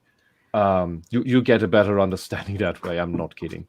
Save the money. Yeah. Because as long as you have problems with yourself that you haven't solved, You cannot help anyone psychologically. You cannot be a therapist. I mean, that's outside things like PTSD and such things. Things that keep your emotional development staggered. As long as those are there, you won't be able to help anyone. You have no actual empathy, you won't be able to help anyone. The problem is that as long as you don't have empathy, you don't know what it is you're lacking. It's one of these things that you only understand once you have them. It's kind of like are you familiar with Flatland? No. Okay. Flatland is this idea that you come to a planet and it is completely two-dimensional. It's just a plane, a big circle. And the creatures living there are also two-dimensional. Like you're watching a giant TV screen. And you are, of course, not within that world. You're on top of that world. So they can't even see you. You can't interact with these two-dimensional people. Now, assuming you could interact with those two-dimensional people and like push your index finger through this world, what would the people in that two-dimensional world see?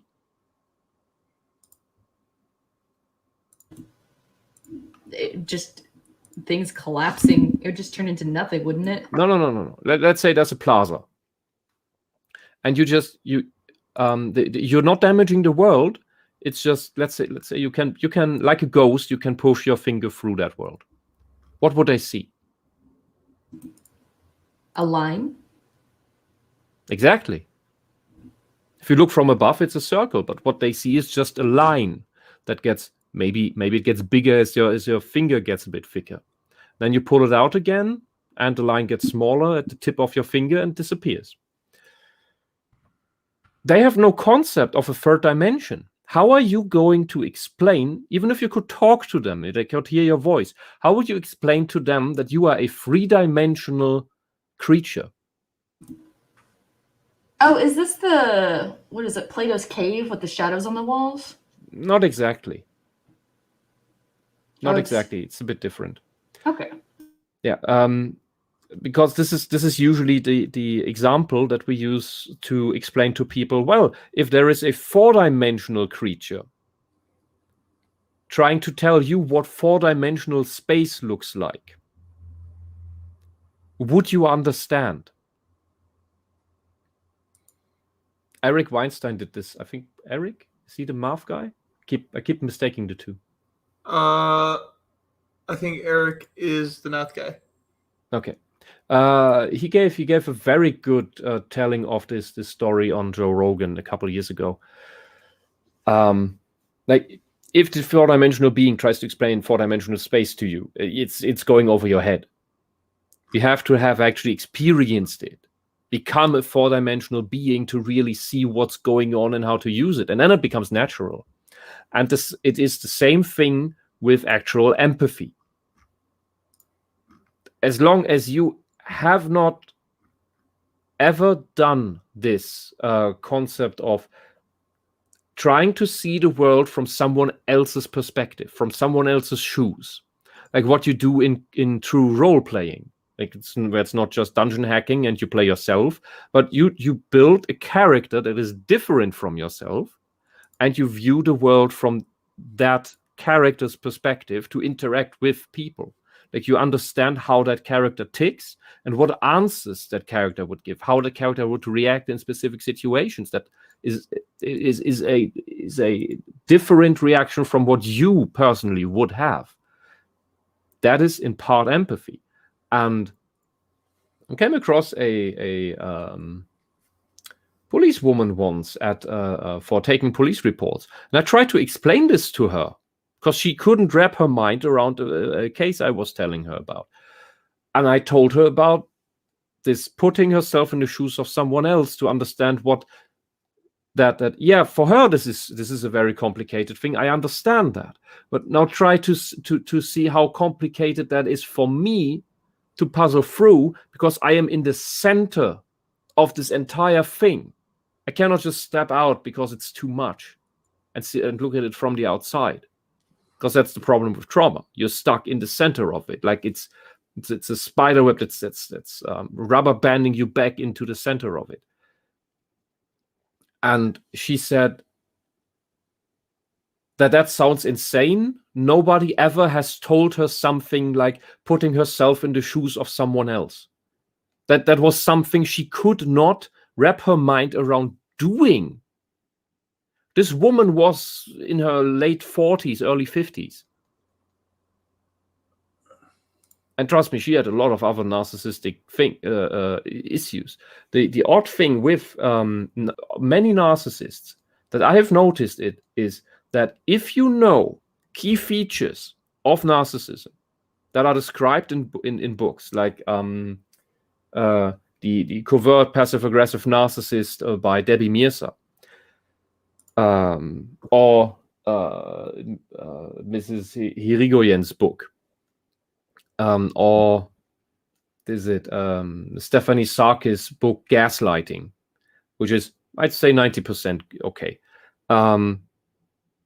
is often, very surprisingly often, once you know the key features that narcissists are lacking, they will even tell you that they have a problem with that thing, that they can't do a certain thing. For example, that the emotions of others spill over into them, and therefore you have to now stop being sad or being in pain. The narcissist will tell you that. But this is something that only narcissists have a problem with. They are not aware that this is a narcissistic symptom. This is it. Every time this happened, it's absolutely staggering, absolutely baffling to me. And to get back to Simon Carlson's text, the problem is that psychology, as well as many other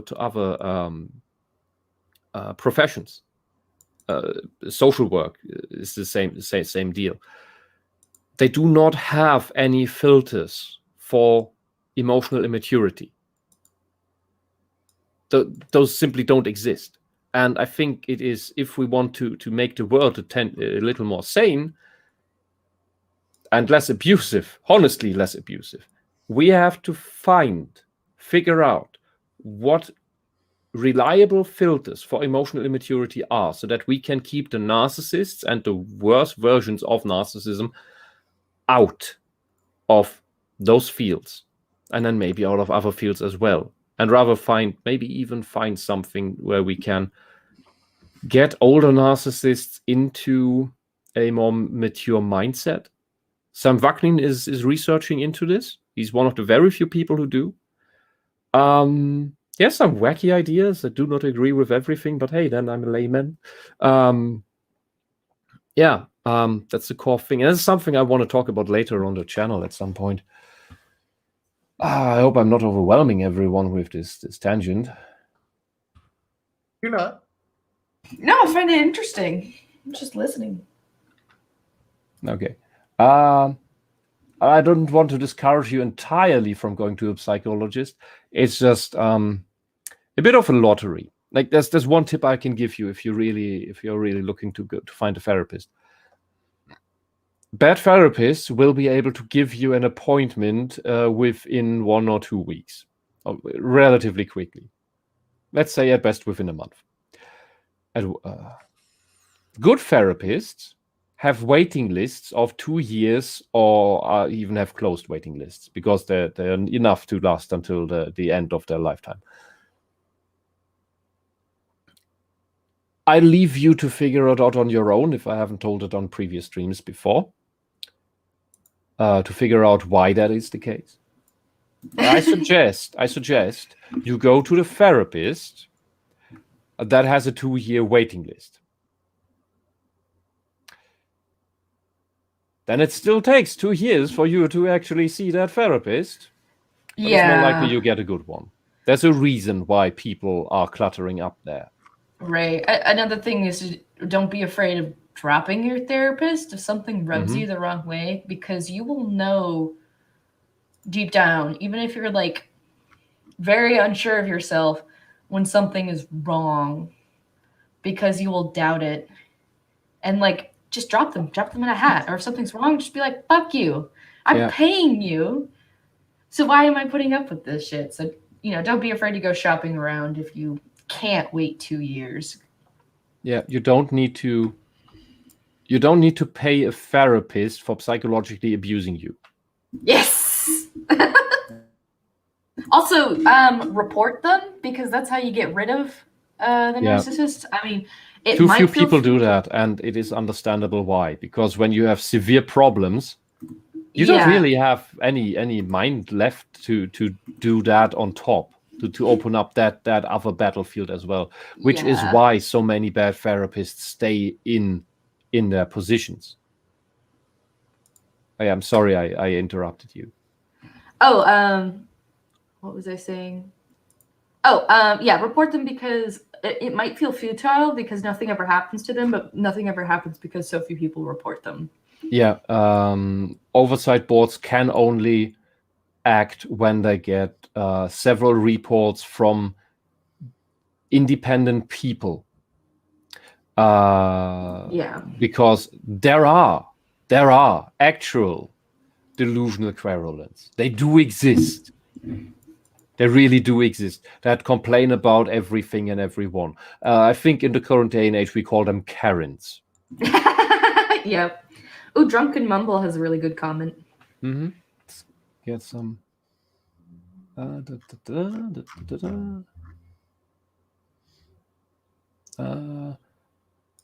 This year? Yes. I'm reminded of that psychologist that gave a speech at Yale about the psychopathic nature of the white mind. Oh God, racist bullshit. Who told her crowd that she hates her white clients and all that. Yeah, she should just have her license revoked. Holy hell.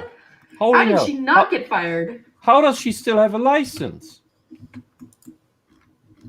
What an abusive, horrible person. Please go look it up and see if she got reprimanded for that. Please, for my own sanity. My God. Oh. Yeah, and don't feel bad about getting on several psychologists' long waiting lists. Sometimes you are lucky and something opens up and you only have to wait 1 year instead of 2. Also depends on your issue. That sometimes you're taken on a bit earlier as a priority. But don't bet on it. The thing is just there's nothing wrong about being on several people's waiting list, especially when they're that long. And then the chemistry also needs to work between you and the therapist.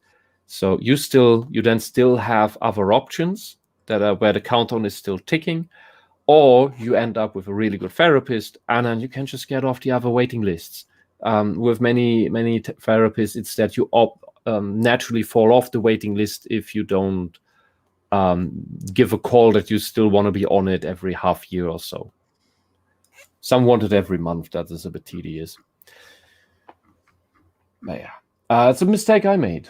I am, maybe it's an autism thing where I just go one, then the next, then the next, then the next. If you have really pressing things, it's a bad strategy. And it's just insane hearing how apparently there's people that have absolutely zero empathy and they are on that field. So crazy. Yeah, the one you just mentioned, Drunken Mumble, sounds like someone like that. You have to be crazy to be this bloody insane in this day and age. That hateful. All right. In addition to the expectations we have of ourselves, others, and the world, we also frequently seem to have the super expectations, that all our expectations will be met. What? What? What? You haven't dealt much with reality. Yes, said I go on. Oh no, that's it. It's just the what the fuck? Who thinks like that? An asshole does. I'm sorry. This sounds like it's just like Michael Linden's paper. This sounds like you're talking about a solely narcissistic mindset. Someone who is emotionally immature. Who expects that all expectations will be met? This is like, I mean, you can have standards, but that doesn't. I have standards of basics that I would like to be met in order to call something quality or good. That doesn't mean I expect that those standards will be met. It also doesn't mean that my standards are too high. I've been with that over some people who try to put that on me, that after a very, very negligent clinic that even left me without my meds because they just forgot to order new ones. And they knew they fucked up. Like they talked for over an hour with me to make sure that I wasn't going to sue them, and I should have. I just didn't have the mental strength for that because, well, very bad PTSD. Like I re-traumatize the patient so they don't have enough mental capacity to sue you. Yeah, but fucking hell, is it too high a standard to think that the clinic keeps your medication going? And that is basic medication. Like think thyroid meds and stuff. Oh, malpractice suit. I totally understand not filing it, but you had pretty good reason to file it. Yeah, I know. But also Americans are sue happy, so. Yeah, I know. But yeah, that is not a too high standard. And that is, honestly, that kind of thing is something you should expect to be met. And if it isn't, get the hell out. I don't expect all standards to be met. That I have way too much bad experiences. I was active in politics for 10 years. Holy shit. Have you ever tried to run a party? Or any type of organization, especially a volunteer organization, a volunteer work-based organization, or even in an office workspace. Do you expect everyone to do their stuff? Big oof. You have to be insane to expect that. This is expecting perfection. You have to be a child to think it works that way. I could go off on this for another hour. This super expectation has two parts. The first is the demand that the world must conform to our assumptions and expectations. So you're a Karen, yes? This is narcissism. This is solely narcissism. Wow. The second is the prediction that it will. I don't know what that kind of insanity is, but do you have what the prediction that it will? Yeah, it will. You predict something that you expect to happen? You demand that the world will conform to your assumptions and expectations? And you predict that it will. This sounds like a tyrant. Okay, this is if we summon up our understanding of narcissism, which is, let's say, a 3 to 5 year old child that has a temper tantrum because it doesn't get what it wants right now. That is that. This is I'm sorry, I'm keep repeating myself. This is the 100% description of a narcissistic mindset. This is a young child, a preschooler. A preschooler thinks like this. Everybody goes through a narcissistic phase and then we grow out of it, except the people we actually call narcissists. They stay on this. As maybe you remember from when we went through that paper, of Michael Linden, that he seems to mistake cluster B personality disorders, mainly narcissistic personality disorder, for what he calls PTED, which he tries to replace PTSD with. So he basically tried to frame everyone who has non-lethal trauma as a narcissist. And we see this reflected again here, because wisdom therapy is his solution for it. And this sounds like someone who tries to tell narcissists how to think beyond their narcissism, which isn't something that really works, but all right. It's like unbelievable. Let's go on. Unless we are omniscient or omnipotent, which is how narcissists, they may not think this actively about themselves, but they act as if they are. Unless we're omniscient or omnipotent, those two aspects of our super expectations will often be unmet, leading to frustration, anger, anxiety, and depression. I don't know about that. I've had in those political party times, I've met some narcissists that I would also ascribe megalomania to. That seems to fit to them. When they didn't get what they wanted, they were so frustrated and sad. They had temper tantrums, and they were secluding themselves by the end. Unless there was an Oedipal, harmony-addicted, I wouldn't say Karen, but something, it had aspects of it, to coddle them and try to emotionally manipulate the group into doing the same, so that this absolute horrible asshole would come back and feel welcome again and feel safe. That asshole, however, would have no problem getting rid of his critics the same way that he felt criticized about. There was no criticism towards him. From his perspective, it was all just unjust attacks.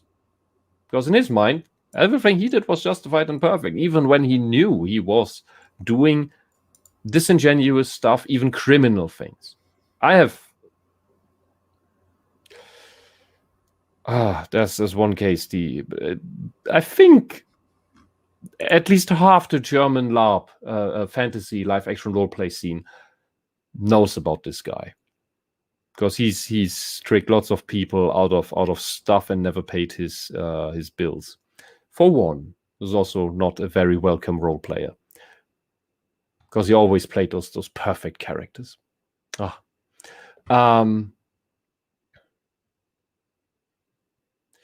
Go on. Part of humility is acknowledging that indeed not all our assumptions about the world are true, and not all our predictions will come to pass. Like, this is how you explain things to a child. If that wasn't the case, we would have little to learn. The 10 million books in major libraries. What? And billions of web pages on the internet are a testament of how much there is yet to learn. You are a liar. This is ignorance.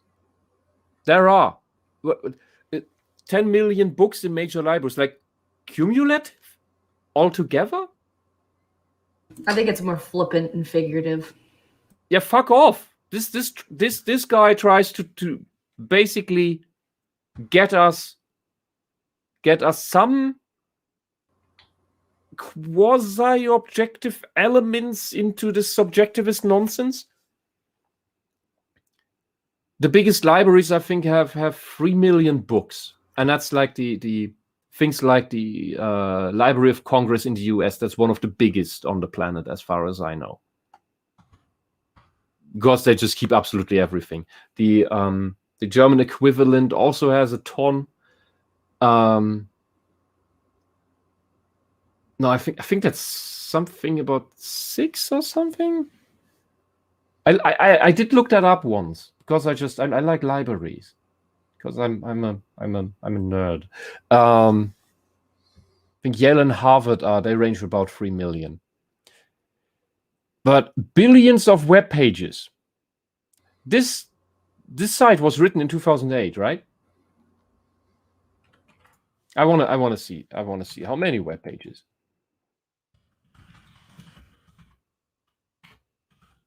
Oh, cool.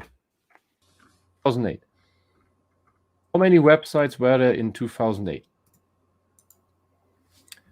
172,000. That's not billions. That's not even a million.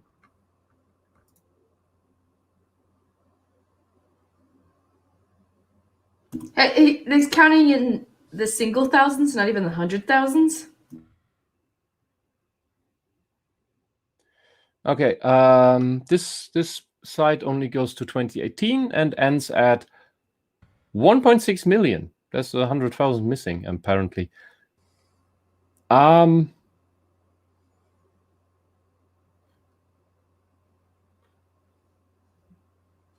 That is.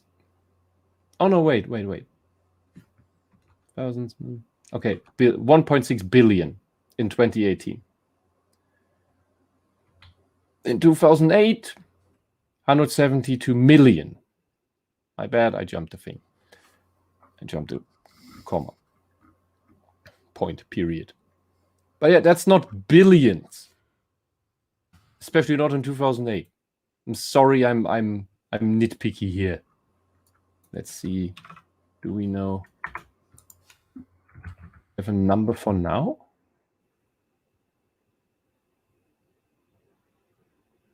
Updated for 2000. 1.7 billion and estimated 1.7 billion. That is not yet, you can't say billions because you need 2 for that.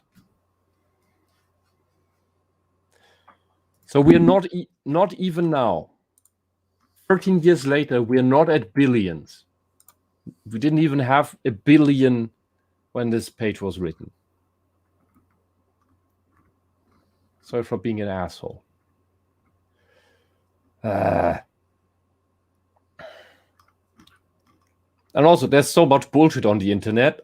I'm not sure about the learning part anymore. That was different. 20 years ago. We didn't have Tumblr. We didn't have Facebook. We didn't have Twitter. Oh, God. All this horror, all this nonsense. Next time we're certain about what we think is true, we can bring those visuals to mind and at least pause before starting the arguments with others and ourselves. So this whole thing is basically aiming at realize that you don't know that much. That you really don't know, that all you can know is that you don't know anything at all. That's something a mature mind comes to naturally when mastering something. Because once you are at the point where others call you a master, you are at the point where you realize I kind of got the basics. Because that's the point where you start to actually honing your skills. All right. Wisdom therapy's construct of humility.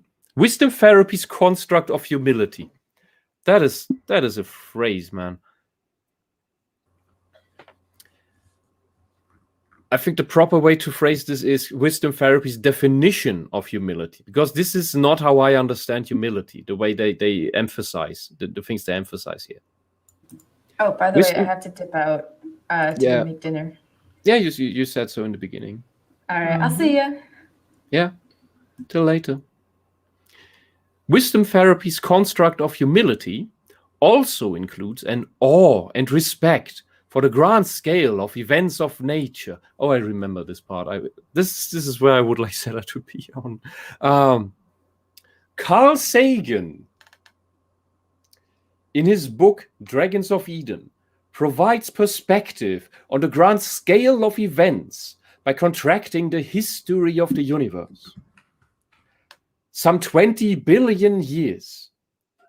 20 billion years. That is plural, please. Billion years.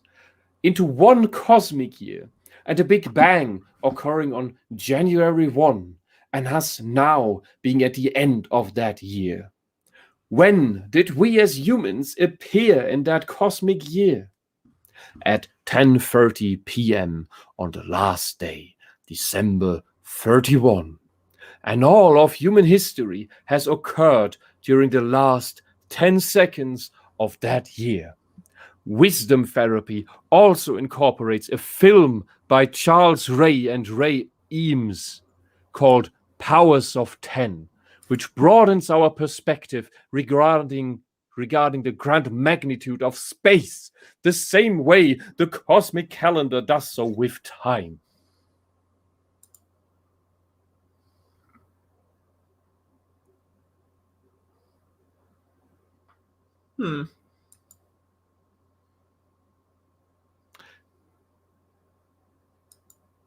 This just sounds like the look at the big picture, you are insignificant part. I don't remember the if it was there in detail, whether Linden had that in his paper or whether I saw it in another text of his. But it's also this oh, your suffering isn't that important because look at how large the world is. And right, he said it in by phrasing it as people throughout history, throughout time, have gone through the same suffering as you do, so it's not so bad. I think that was in his paper. It's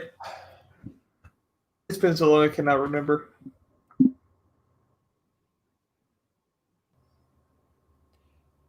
You have thoughts on this paragraph? I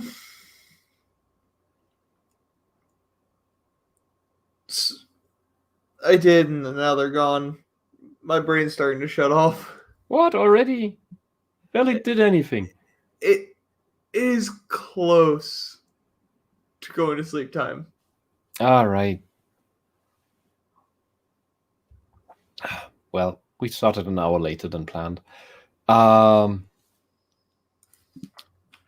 So it's nice to try give people some ideas of awe for nature and how big the world is and how complex it is, and to see us as part of that giant involuntary network of things. But this isn't going to help you with your PTSD.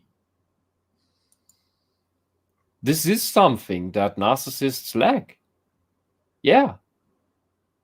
No question about that, at least. No, not from me. Oh, God. Like, this is what I mean, where Westerners, or these pseudo-intellectual Westerners, rather, completely mistake Eastern mythological, philosophical, and even religious ideas. This is not something you find there. You also can find this in Western philosophy, but it's just this surface level stuff. Like when you tell this to a kid, it's like, oh, the world is much bigger than I thought. Like look at the starry sky at night.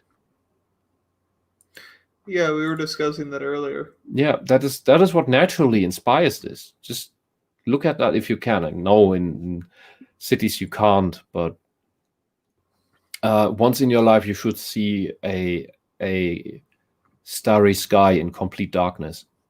That is an experience. And to then think that up until modernity, people always saw this. Humans always saw that sky. I think we lost something very important there. Anyway, another main tool developed by Dr. Robbins to increase humility as part of wisdom therapy includes visual illusions. What?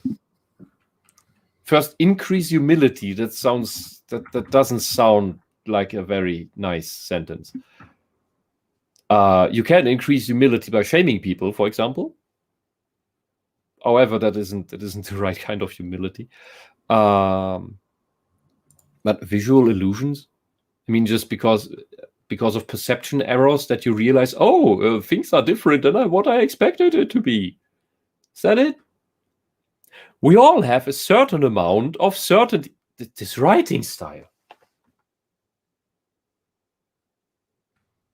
This writing style is killing me. Also, there's a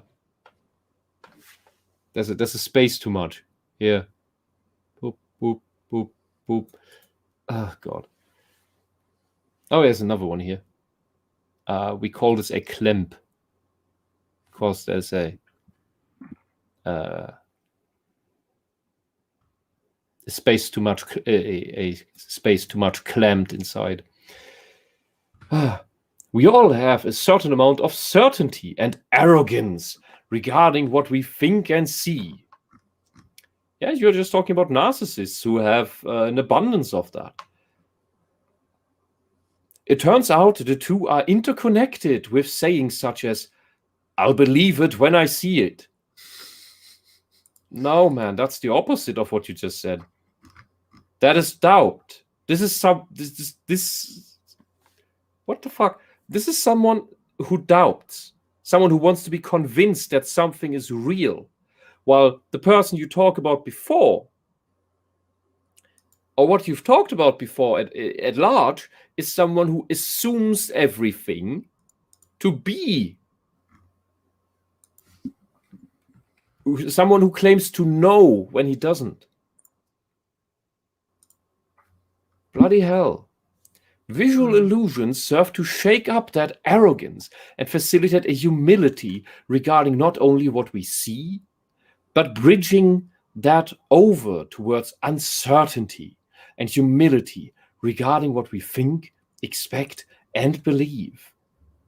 That humility tends to arise in late lifespan development associated with wisdom. Visual illusions, Robbins argues, facilitate that development in earlier stages. Are you retarded? Are you actually bloody retarded, or are you just a snake oil salesman? Let me reread that. What? Read it yourself. Which one is it? I lost track. The last paragraph. A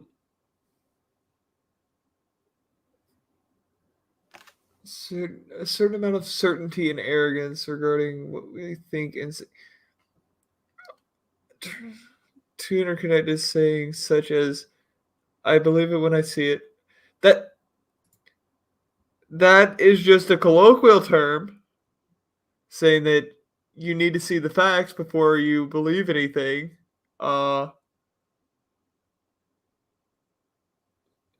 Humility regarding not only what we see, but bridging that over towards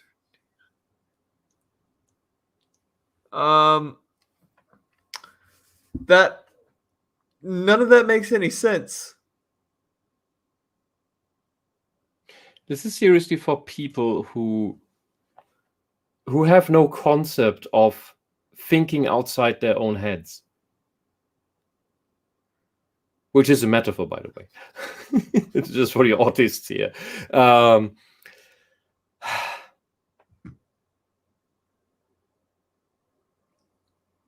I'm baffled. How do I put this into words? This is one of these things that is not even wrong. Are you familiar with the term? I am. But for everyone else, not even wrong means it's so wrong, it missed the mark so much, It doesn't even have anything to do with the topic. Like, it is so wrong. It's not within the same realm. So it's not even wrong because it doesn't have anything to do with the topic. That's kind of the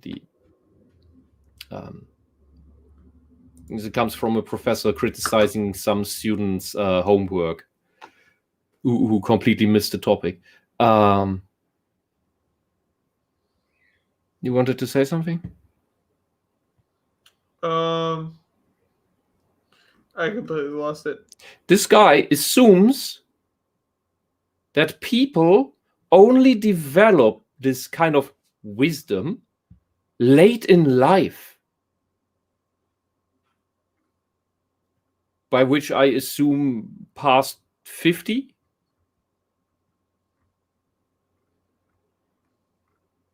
What? This is insane. This is someone who doesn't understand how people work or how normal people function.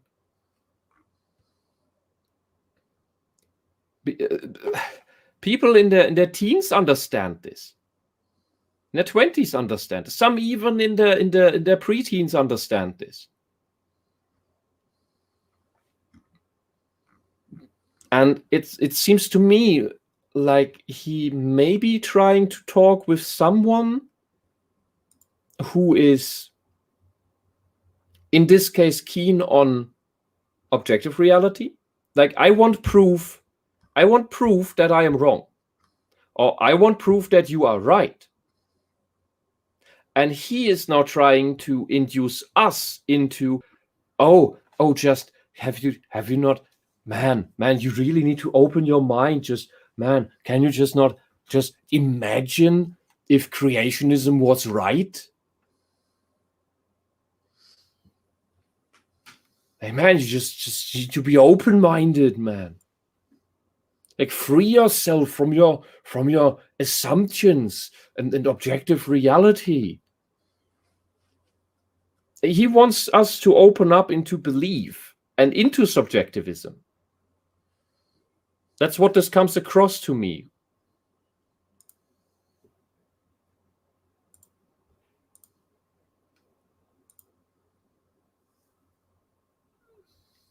And if you've been gaslit all your life, or for a long enough time, you will also want proof for the claims of others.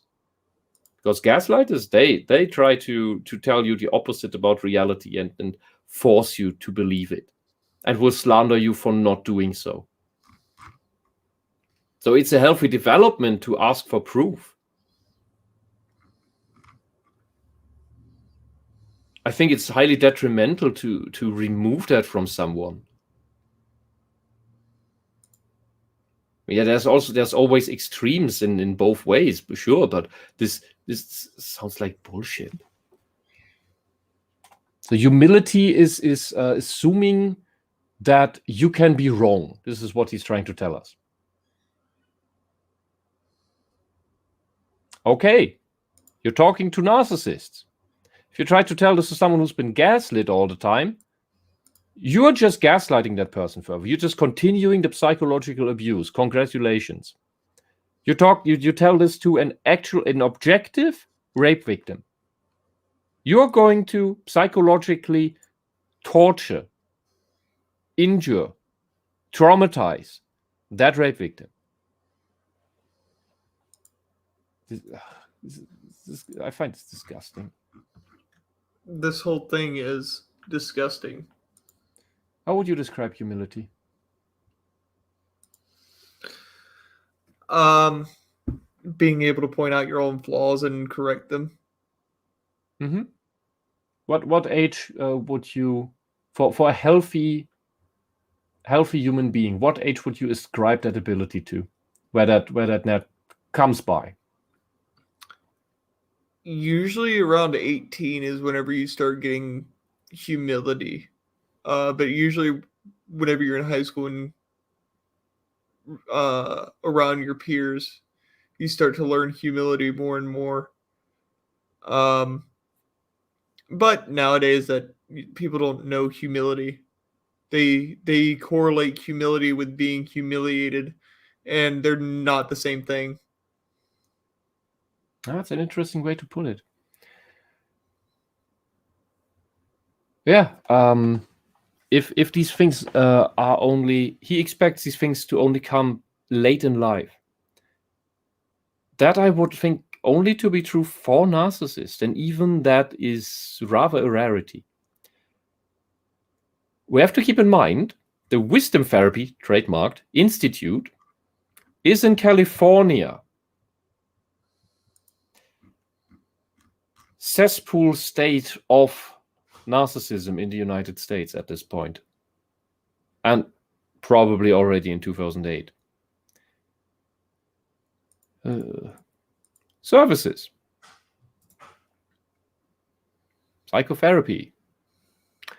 Okay, that's a lot of stuff here. Of individual therapy. We offer a wide spectrum of professional expertise by very caring psychologists and PhD candidates with whom you will be able to build a trusting, supportive relationship.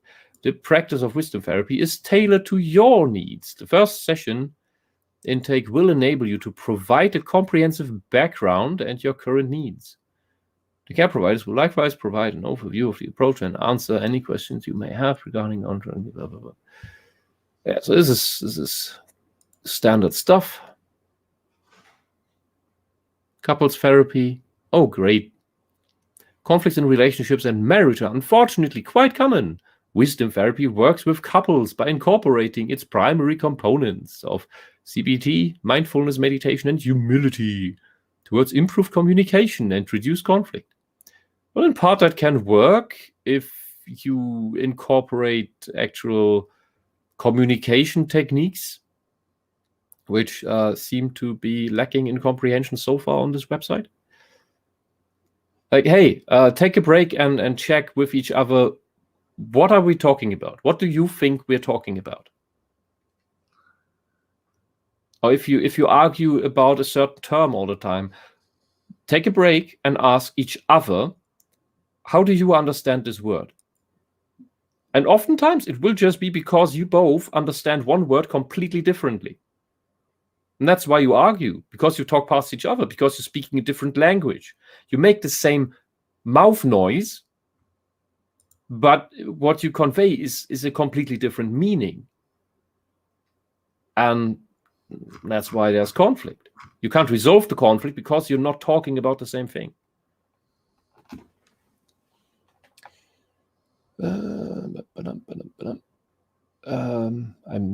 I'm just skimming over this, so I may be missing something. Group therapy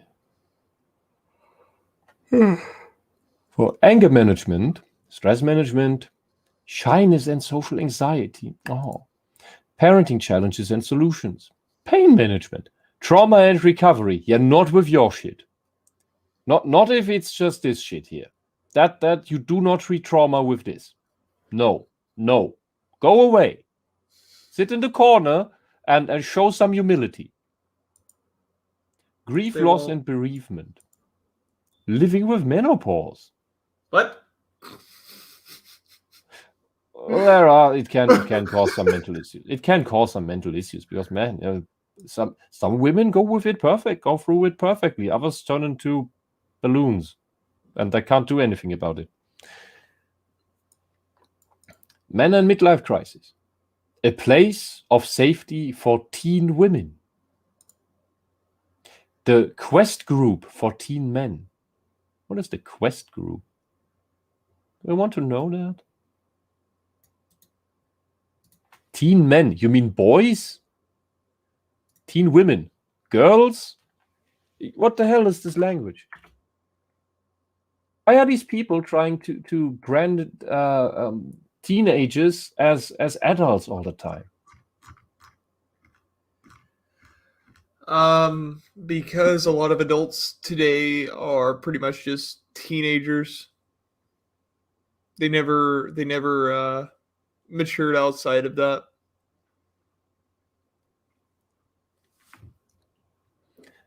The Quest Group is located in Irvine, California, in the United States, and is part of the Miscellaneous durable goods merchant wholesalers industry? What? So That's not it, isn't it? Is it? Irvine, California is where a lot of places like to set up shop, especially for mental health and other things. Disney's there. It's pretty much just outside of LA.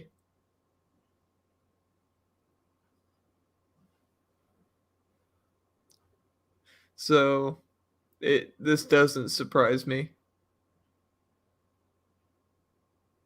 I have no idea what's going on. I mean, that's pretty much this whole stream.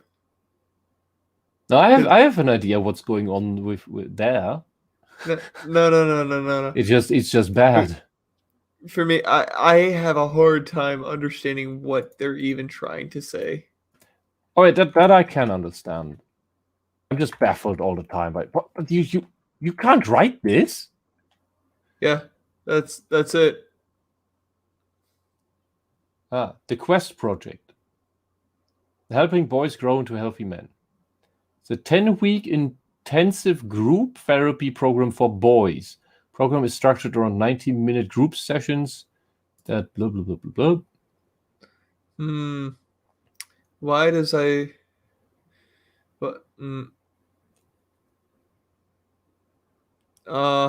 modern problems require modern solutions. Get the memes. Get the memes. Why? What do they do?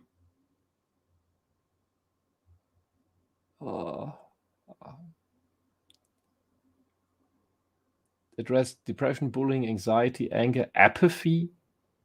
Okay.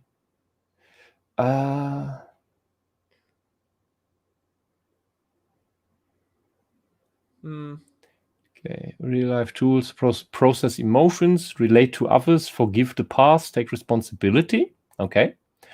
And essentially become men. It's a modern day rite of passage.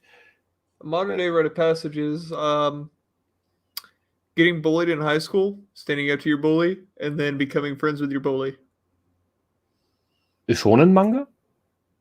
I mean, I was pretty much just saying what happened to me in high school. Yeah, but that's the shonen manga story.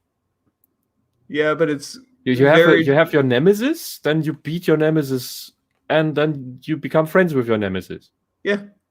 And then you together fight another nemesis that you beat up, and then he joins you too, and you're all friends. Yeah, that's and then pretty much what happened to me in high school. Yeah, then you search for the Dragon Balls and revive Son Goku. It'd be Superman. He needs to be. He needs a resurrection.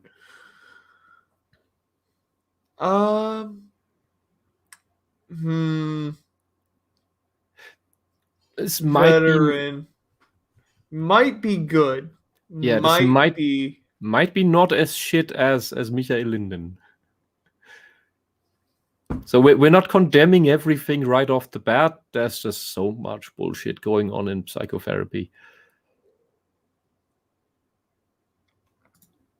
See, I want to look more into this. Look at the About Us.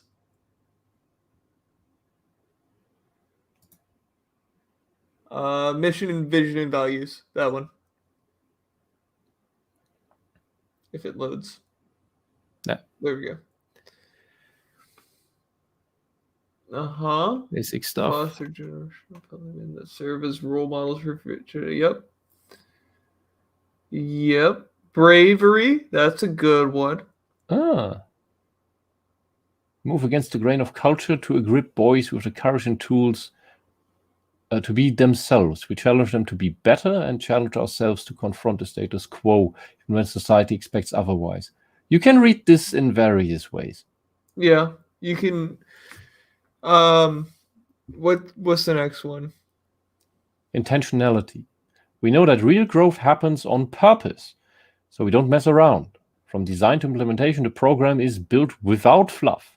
We ask that our boys grow, act, and speak with intention, so we hold ourselves to the same standard. I think this is where the military background comes through. Yes. That is absolutely military background. Empathy. Yes, men have empathy, though we don't show it all the time. We teach empathy, we feel empathy. You can't. I don't think personally. I don't think you can learn empathy. I mean, be taught it. I think that not by words alone. It has to be through action. Yeah, and as martial as that may sound, hunting is a way to do that.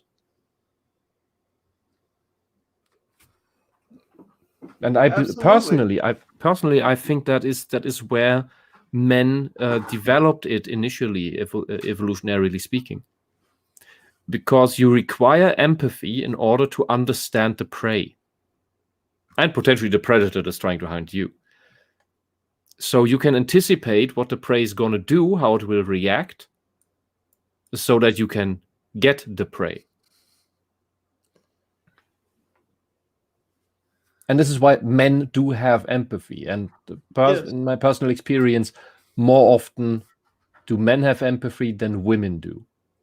Because women with empathy seem absolutely rare. They believe they have empathy, but they're just emotional. Another thing is, those people that are constantly called conservatives or what have you,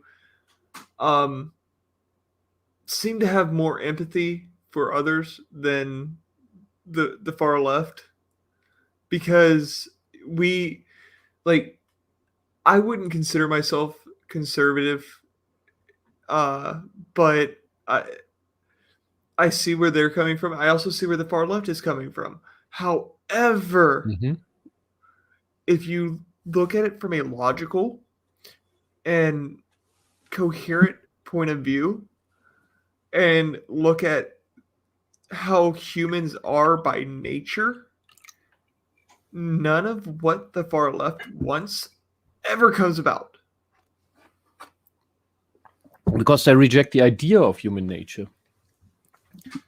Even though Marx himself rejected his own ideas at the end of his life. Yes. And what did he say? I was wrong. Why? Human nature. Yeah, he forgot to incorporate human nature. He admitted that at the end. Marxist also wasn't a fan of Marxists. He himself said, they're getting it all wrong. Man, this is... And that's how you get several different offshoots. You have the social, or the social democrats. Don't start. The National Socialists. No, don't. Don't. If we list them all, we'll be here tomorrow. Yes. So what's the next one? Responsibility. Awesome. Yes. Awesome. Men lack this so much nowadays. Yes.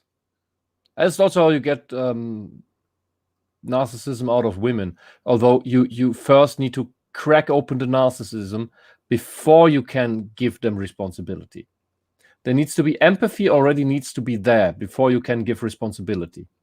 So you have to crack open the narcissism, and then you can foster responsible responsibility. Simon asked you a question, Wisp. No, that is nonsense. I know it may work in Canada at this point, but no. Yeah, and that's it. Yeah, so those are like great pillars to build upon. Yeah. I hope they're not secretly pedophiles. I ascribe to the idea of stoicism as well. Yes. Good therapy is based on the principles of Buddhism and Stoicism. It's basically how you can distinguish that from bad therapy. So in essence, if you have life problems that are not severe PTSD, but even then, read up on the Stoics, the ancient Greeks, and read up on Buddhist principles. And you will already have a very good set of conduct and outlook, and a lot to think about. In general, read ancient philosophers. Aristoteles, Socrates, Marcus Aurelius. I don't know how you call him in English.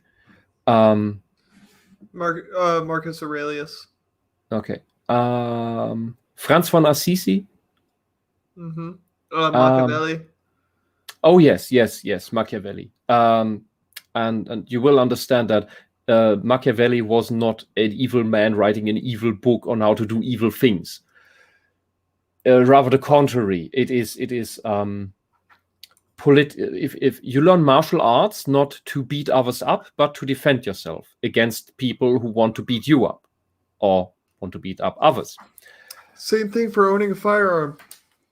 Yes, and Machiavelli basically wrote the book of political martial arts.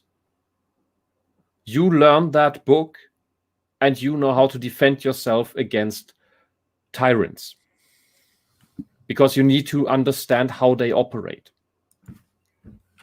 And only that way you can actually protect your own people that you are the whatever leader of. Yeah. Lao Tse, the Tao Te Ching is always a good book, and it's a quick read. It's a very quick read. Khalil Gibran, I would also suggest. Savaki Kodo is another Zen monk. He's very gritty. He's amazing. It's just so bloody down to earth.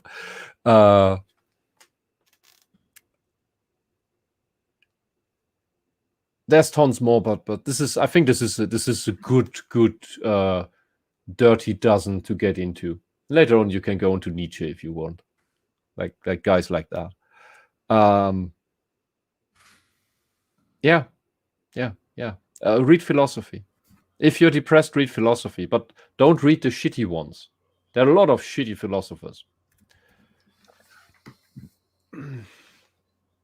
All right. Anything else here? What books do they recommend? That is a good question.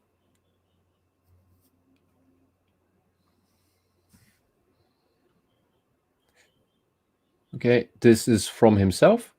Mm-hmm. Saving Our Sons, A Parent's Guide to Preparing Boys for Success. Also from him. Yeah, so he's recommending his own books. Okay. All right. Well, he also has a PhD. Military man with PhD. Oh yeah, okay. Doesn't look that bad. Oh, back to bad.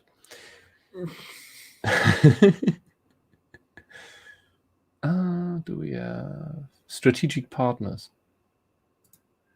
Did I just forget the thing? Okay. Wisdom Therapy Institute partners with Stanford Health Improvement Program. Stanford, I am disappointed. Stanford Be Well Program, a Mary Prize, Maximize Your Talent, Ratner Link Retreat, the Projective Differential. What? That's just an email address. And Tapintu Inc., the Projective Differential. The Wisdom Therapy Institute is proud to partner with Tapintu, the exclusive provider of commercial applications to The Thing. The Thing is a general purpose assessment and facilitation technique designed specifically to help individuals and organizations tap into their own deepest wisdom. Read more.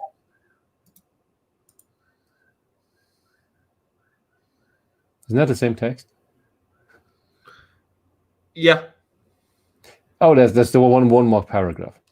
The Thing is a well-researched technique that uses abstract images to facilitate the process of uncovering the implicit perceptions and understanding people have about a set of topics, tapping into intuitive awareness and understanding, and providing an opening for dialogue about what's going on below the surface.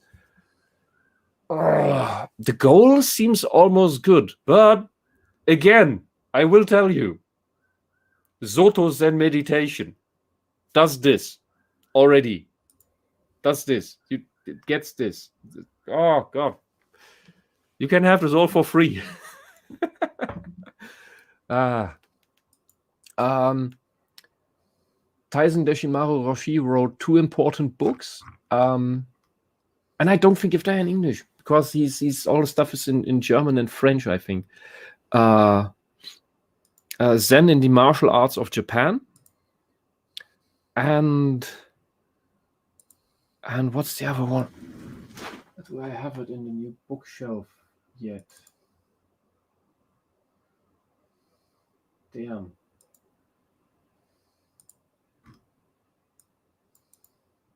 Oh, right. The other is just called Zazen. Z-A-Z-E-N.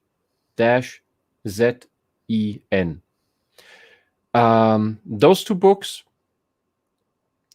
basically give you a perspective and teaching about everything you need to start with Soto Zen meditation, and some philosophical background, some ideas about martial arts and how it's just all connected with each other. But essentially, the TLDR of it is just sit. I think in the previous stream I went into more detail of how this works. And no, I don't, Simon Carlson, I don't have a high meaning of Schopenhauer. This is also pretty near to Musashi's 10 Rings is pretty good. Yes, Musashi is okay. Right, there was something from someone, I think Drunken Mumble. Right. I would need to see an example to make sense of that, because I don't even come close to understanding. This was about visual illusions. Let's just ask Google before we look on this weird side.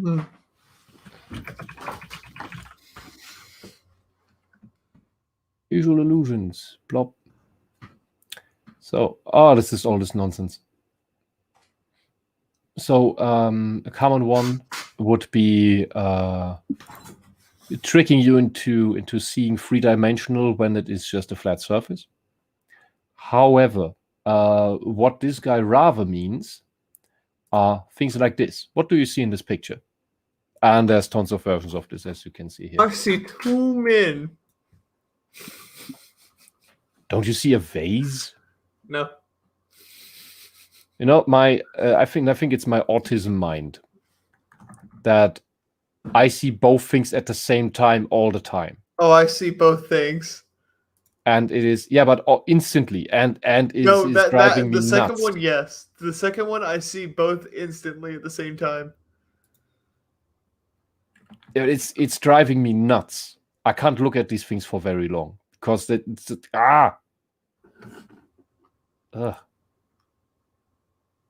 looks weird. Oh yeah. So the vase is a common one. Not sure about this one. These faces are a bit more complicated. This is a rather famous one, I think. Right. This is is it a young woman or is it an old woman? I see a young woman. Mm-hmm. Because you think this is her chin line, that's her nose. Yeah. Yep. Yeah, and this is her hair, and then she's just got a hat on. Yeah, and she has this scarf thing, and this is a choker, right? Yes. Yeah. Now the old woman this is her headscarf. This is her hair with her forehead here. This is an eye. It's not an ear. This is her left eye, and here you see her right eye. Because she has these sags under her eyes because she's old. She has this giant nose here. giant nose. Oh, and I see the mouth This now. is her mouth, and this is her chin. Yeah. Now I see this one. I just needed to see it smaller from further away. So this is again the woman. Yep. I see. I'm not sure why she has a cigarette. The cigarette down here. That I don't understand. But otherwise, it's a guy with again the nose, and he has a cigarette in his mouth. I don't know where the cigarette works with the young woman. So I don't see her holding it in any way. And why would you have it on your necklace? Oh, this looks cool. Ooh. I like this one. That optical illusion. Mm-hmm. Yeah. That would mess so many people up if that was in a hospital.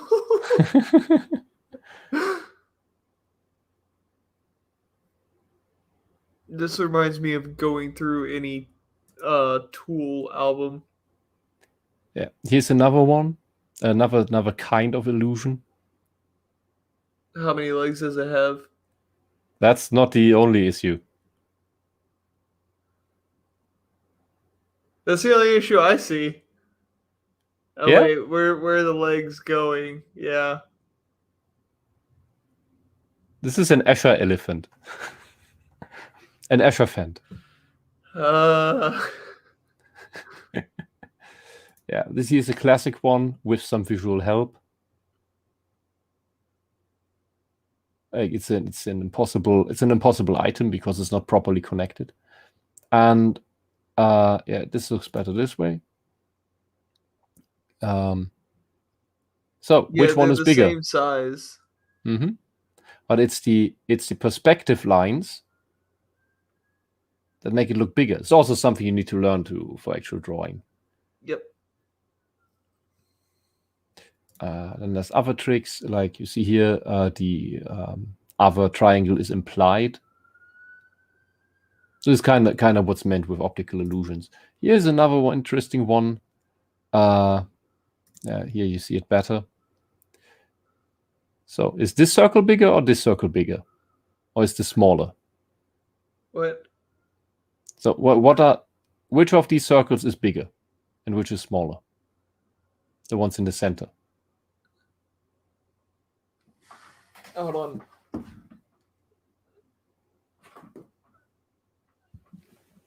They're the same size. Exactly. Doesn't look like it, does it? No. Yeah, because our perception makes some relative adjustment nonsense. Oh, this one's great. Oh, I hate this one. Horrible. Absolutely horrible. Here's another Escher one. Yep. Escher was good at this. Mm-hmm. The endless stairs. Although here there seems to be an error here. So this you might actually be able to build this. This stair goes up from both sides.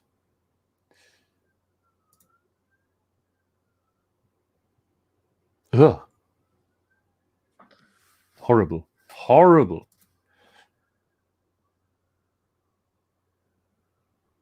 Yeah, and these are some standard things. This is again the Ponzo illusion. This is again the size thing. The Poggendorf illusion here in the upper right corner. Maybe can I make this bigger? Yeah. But can I? Is it getting? Is it working? Not that. No, this is in the way. Just click on it. Oh, come on. All right. Go away. So this one here. The Poggendorf illusion. What about the diagonal line? Is it connected or is it not connected? It looks like it's not connected, but knowing how refraction works, it's connected. Yes.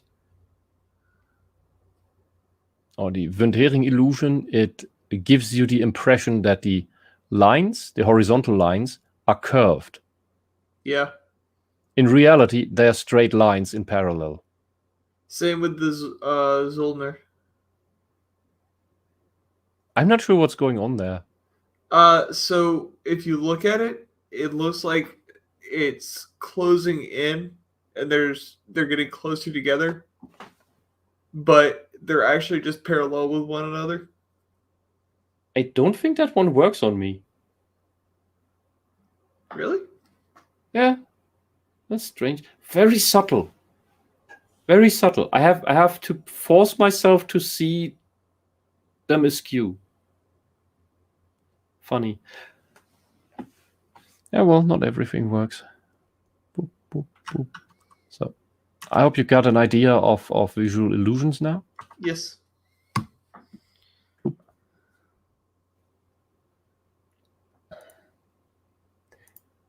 To learn more about projective differential and how it can help you access the collective wisdom of your organization. What the fuck? Shock your brain right or tap into?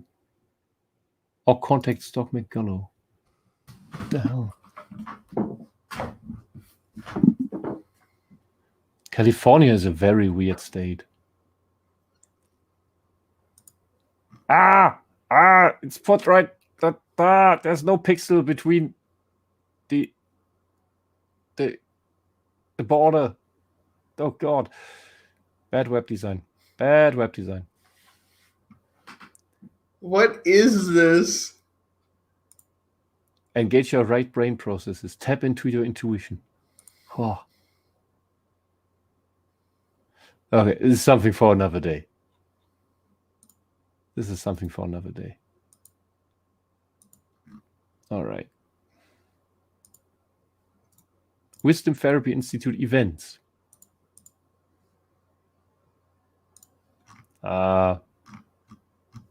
Okay. Wisdom Therapy resources. Visual illusions. What can you give me? What?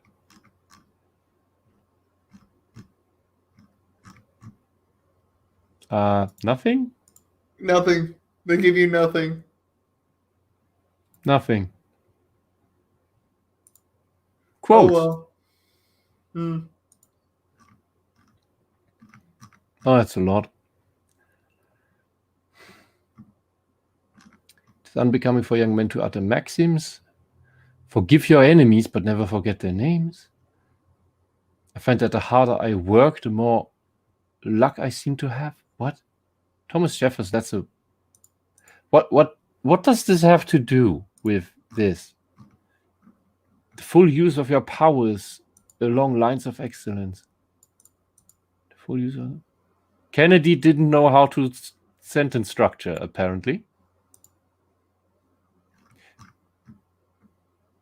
I don't even butter my bread. I consider that cooking.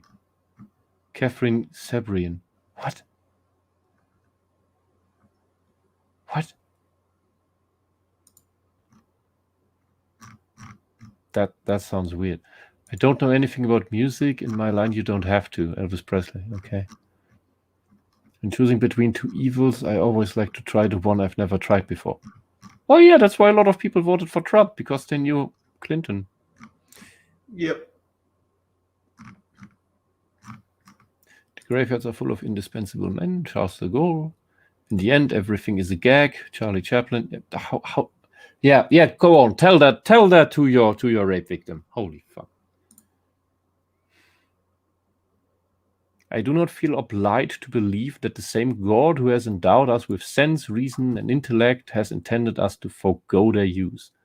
Yeah. Smart words, Mr. Galilei. I guess I've learned the world before the truth has a chance to get its pants on. Attributed to Winston Churchill? I'm pretty sure other people said that before. This I don't know what this has to do with.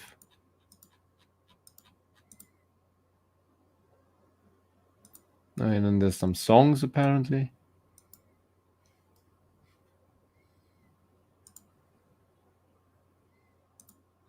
There's a few okay lines in this, but I don't know, man. Humor. Okay, this is an unfinished website. Parables and stories.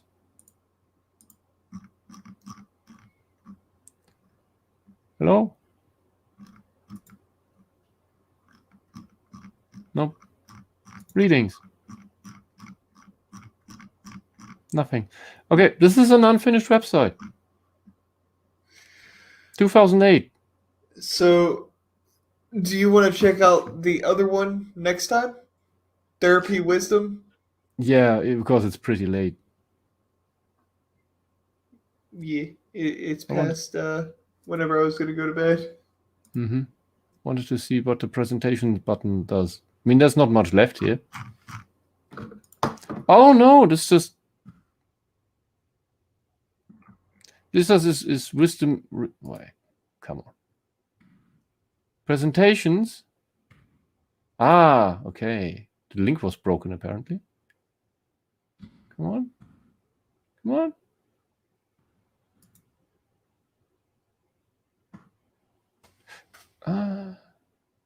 I think the thing breaks. That's weird. Okay, interviews. Live Happy interview on livehappy.com. Yay! We need Flash Player for this.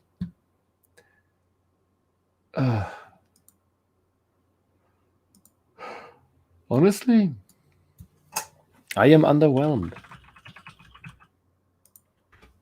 You're underwhelmed that it's an unfinished website? Yeah. I mean, for claiming to work with companies big time and stuff is kind of meh. Presentations. Oh, this is not presentations. Doesn't even have any content. This whole tab does not have content at all.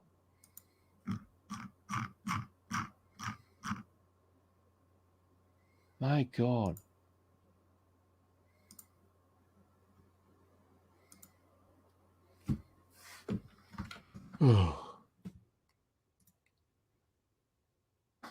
Wow.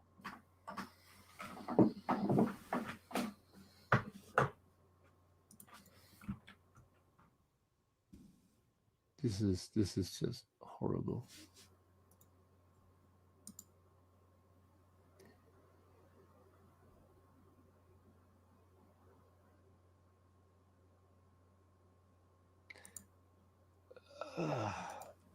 Okay, I'm sorry. There's maybe a letdown at the end. The core stuff is this. What they do. We went over this in previous streams. The humility. I mainly read the humility part today. How is this supposed to help people who go through actual PTSD? That Mr. Linden just wants to slander as embittered.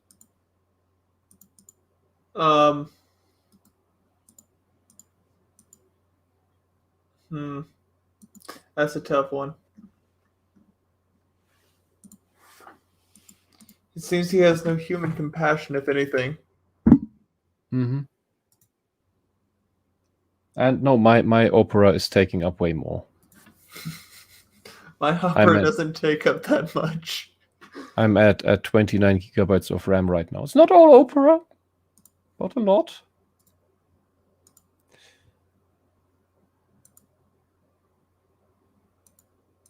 Okay, let's see if I can do that. Give me a second.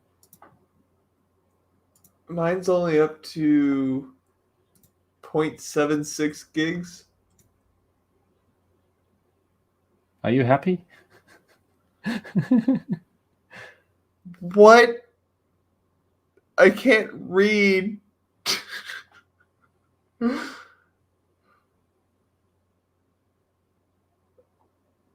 What can't you read? All of it. I can read Windows Task Manager and CPU. Oh, are the letters too small and pixely?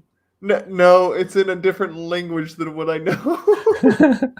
Why? This is easily readable. To you? Yes. I'm sorry I'm not bilingual. It just says Verwendungsverlauf des physikalischen Speichers. Ah, yes, it makes it so much easier to understand now. Thank you, Wisp. And above that is der Verlauf der CPU-Auslastung.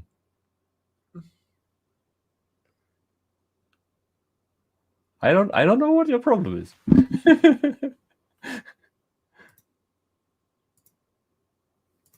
This is not very. This StreamYard thing is not very fluent. No, it's not. Bloop. All right, I think we can leave the Wisdom Therapy Trademarked Institute now. Yep, and then we'll pick up with the Therapy Wisdom rights reserved next time. Right. Therapy Wisdom. Ugh. Thank you, Bears. Thank you, Bears, for sending me that gun that can't function. Academy of Therapy Wisdom provides online training courses that are at the intersection of. It's that intersection. It has a rating of 3 stars. Plug that into your web browser, and we'll leave with that. This is great. Look at what I sent you in the private chat. On Discord or what? Oh, here. Just pull that up in your web browser over there on Opera. Are you sure? It is not hentai? It's not hentai.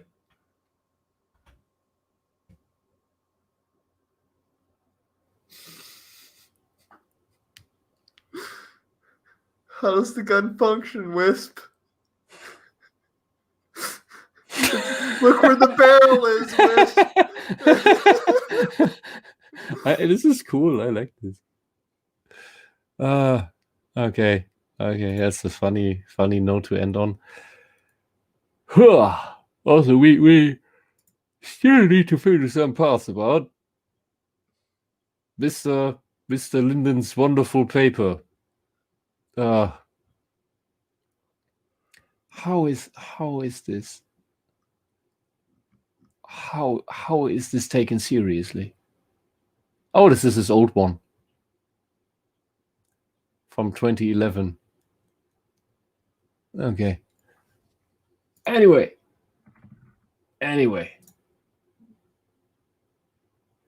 Thank you for sticking through with us through this. I am tired. I think 3 hours is okay. Yeah. It's we don't need been to eat that bit. Yeah, it's been tough. It's been tough today. I was sort of the chat seems happy. Well, happy is maybe the wrong word, but they're shocked about your flustered? RAM usage. Flustered, aroused. I haven't even started Brave. That's the primary one that I use. Yeah. Opera is my small browser. Wait, do you have more tabs open in Brave? Yes. Oh, it's all shit today. The only browser that natively could handle 27,000 tabs without breaking your computer was Firefox 2. Because you could tell it to, you could tell it actual, you could turn its load on demand off completely. The stuff that nowadays load on demand can't be turned off completely. It will still load tab icons, for example, and other things about your tabs. The original, and that is what clutters your RAM. In Firefox 2, you could just turn off how many tabs will be loaded. There was no load on demand option in the config. You could just tell it to simultaneously load tabs in background 0, and wouldn't load a single tab unless you clicked on it. It would only have the URL in it that if you hovered over the tab, you would know, oh, what site is this? And so you could have on a, standard PC in like, what year was that? 2003 or something? 2003, 2005. You could have 30,000 tabs. And the whole browser would just take, 100 megabytes? That was nice. And you could still search your tabs for the content you wanted. It was great. And now we have all these super, super mega space computers that probably develop AI when we are not looking. And I can't even handle fucking 2,000 tabs. What the hell? Today's software is garbage. Do you hear me, Mozilla Foundation? Your browser's garbage now. It's been for decades. God, I'm old. All right. Any closing words, Cyrek? Just remember, humility and humiliation are separate things. And to grow as a person, you must understand this and know humility. Also, learn stoicism. Yeah. Once this is the stream is finished, skip back to my list of philosophers to read. Maybe someone. Hey, write comments. It pushes the thing up in the algorithm. Someone of you is surely dedicated enough to just write that down, so I don't have to, and then put a comment up that I will then pin, and then I will pin a comment for the first time. Ooh. All right. Simon Carlson asks. Yes, good one. Next one is tomorrow. I fear not. We have to time these plan these a little bit ahead to find a slot, because I'm in Europe, Cyrek and Seda are in the United States. That is a lot of time zones across. However, 6 hours. Yeah. However, I may be on Dun's stream tomorrow. Well, not stream. I think we're just recording tomorrow. And he forces me to watch the massacre of my favorite childhood fantasy book series. I already hate him for it. It's, oh god. Yeah, check out Lord Commander Captain Dun. Oh, he already wrote me something. Let's just check. I think he just wants to make sure. Oh yeah, all right. So the first episode apparently has dropped, and oh god, I don't want to watch that. First episode of what? Wheel of Time. Oh. It is garbage. We've watched the trailers. It is utter garbage. Whoever made that should be catapulted out of whichever town he's in. Everyone involved who greenlit this, who greenlit anything about it, anyone who's in support of this, catapult out into the sea. I don't care. Oh wait, then I could swim back. Catapult them off a mountain range? Maybe. How are you with catapulting people off of Mount Rushmore? It hasn't been done in a bit. What, it was done once? Maybe. I don't know.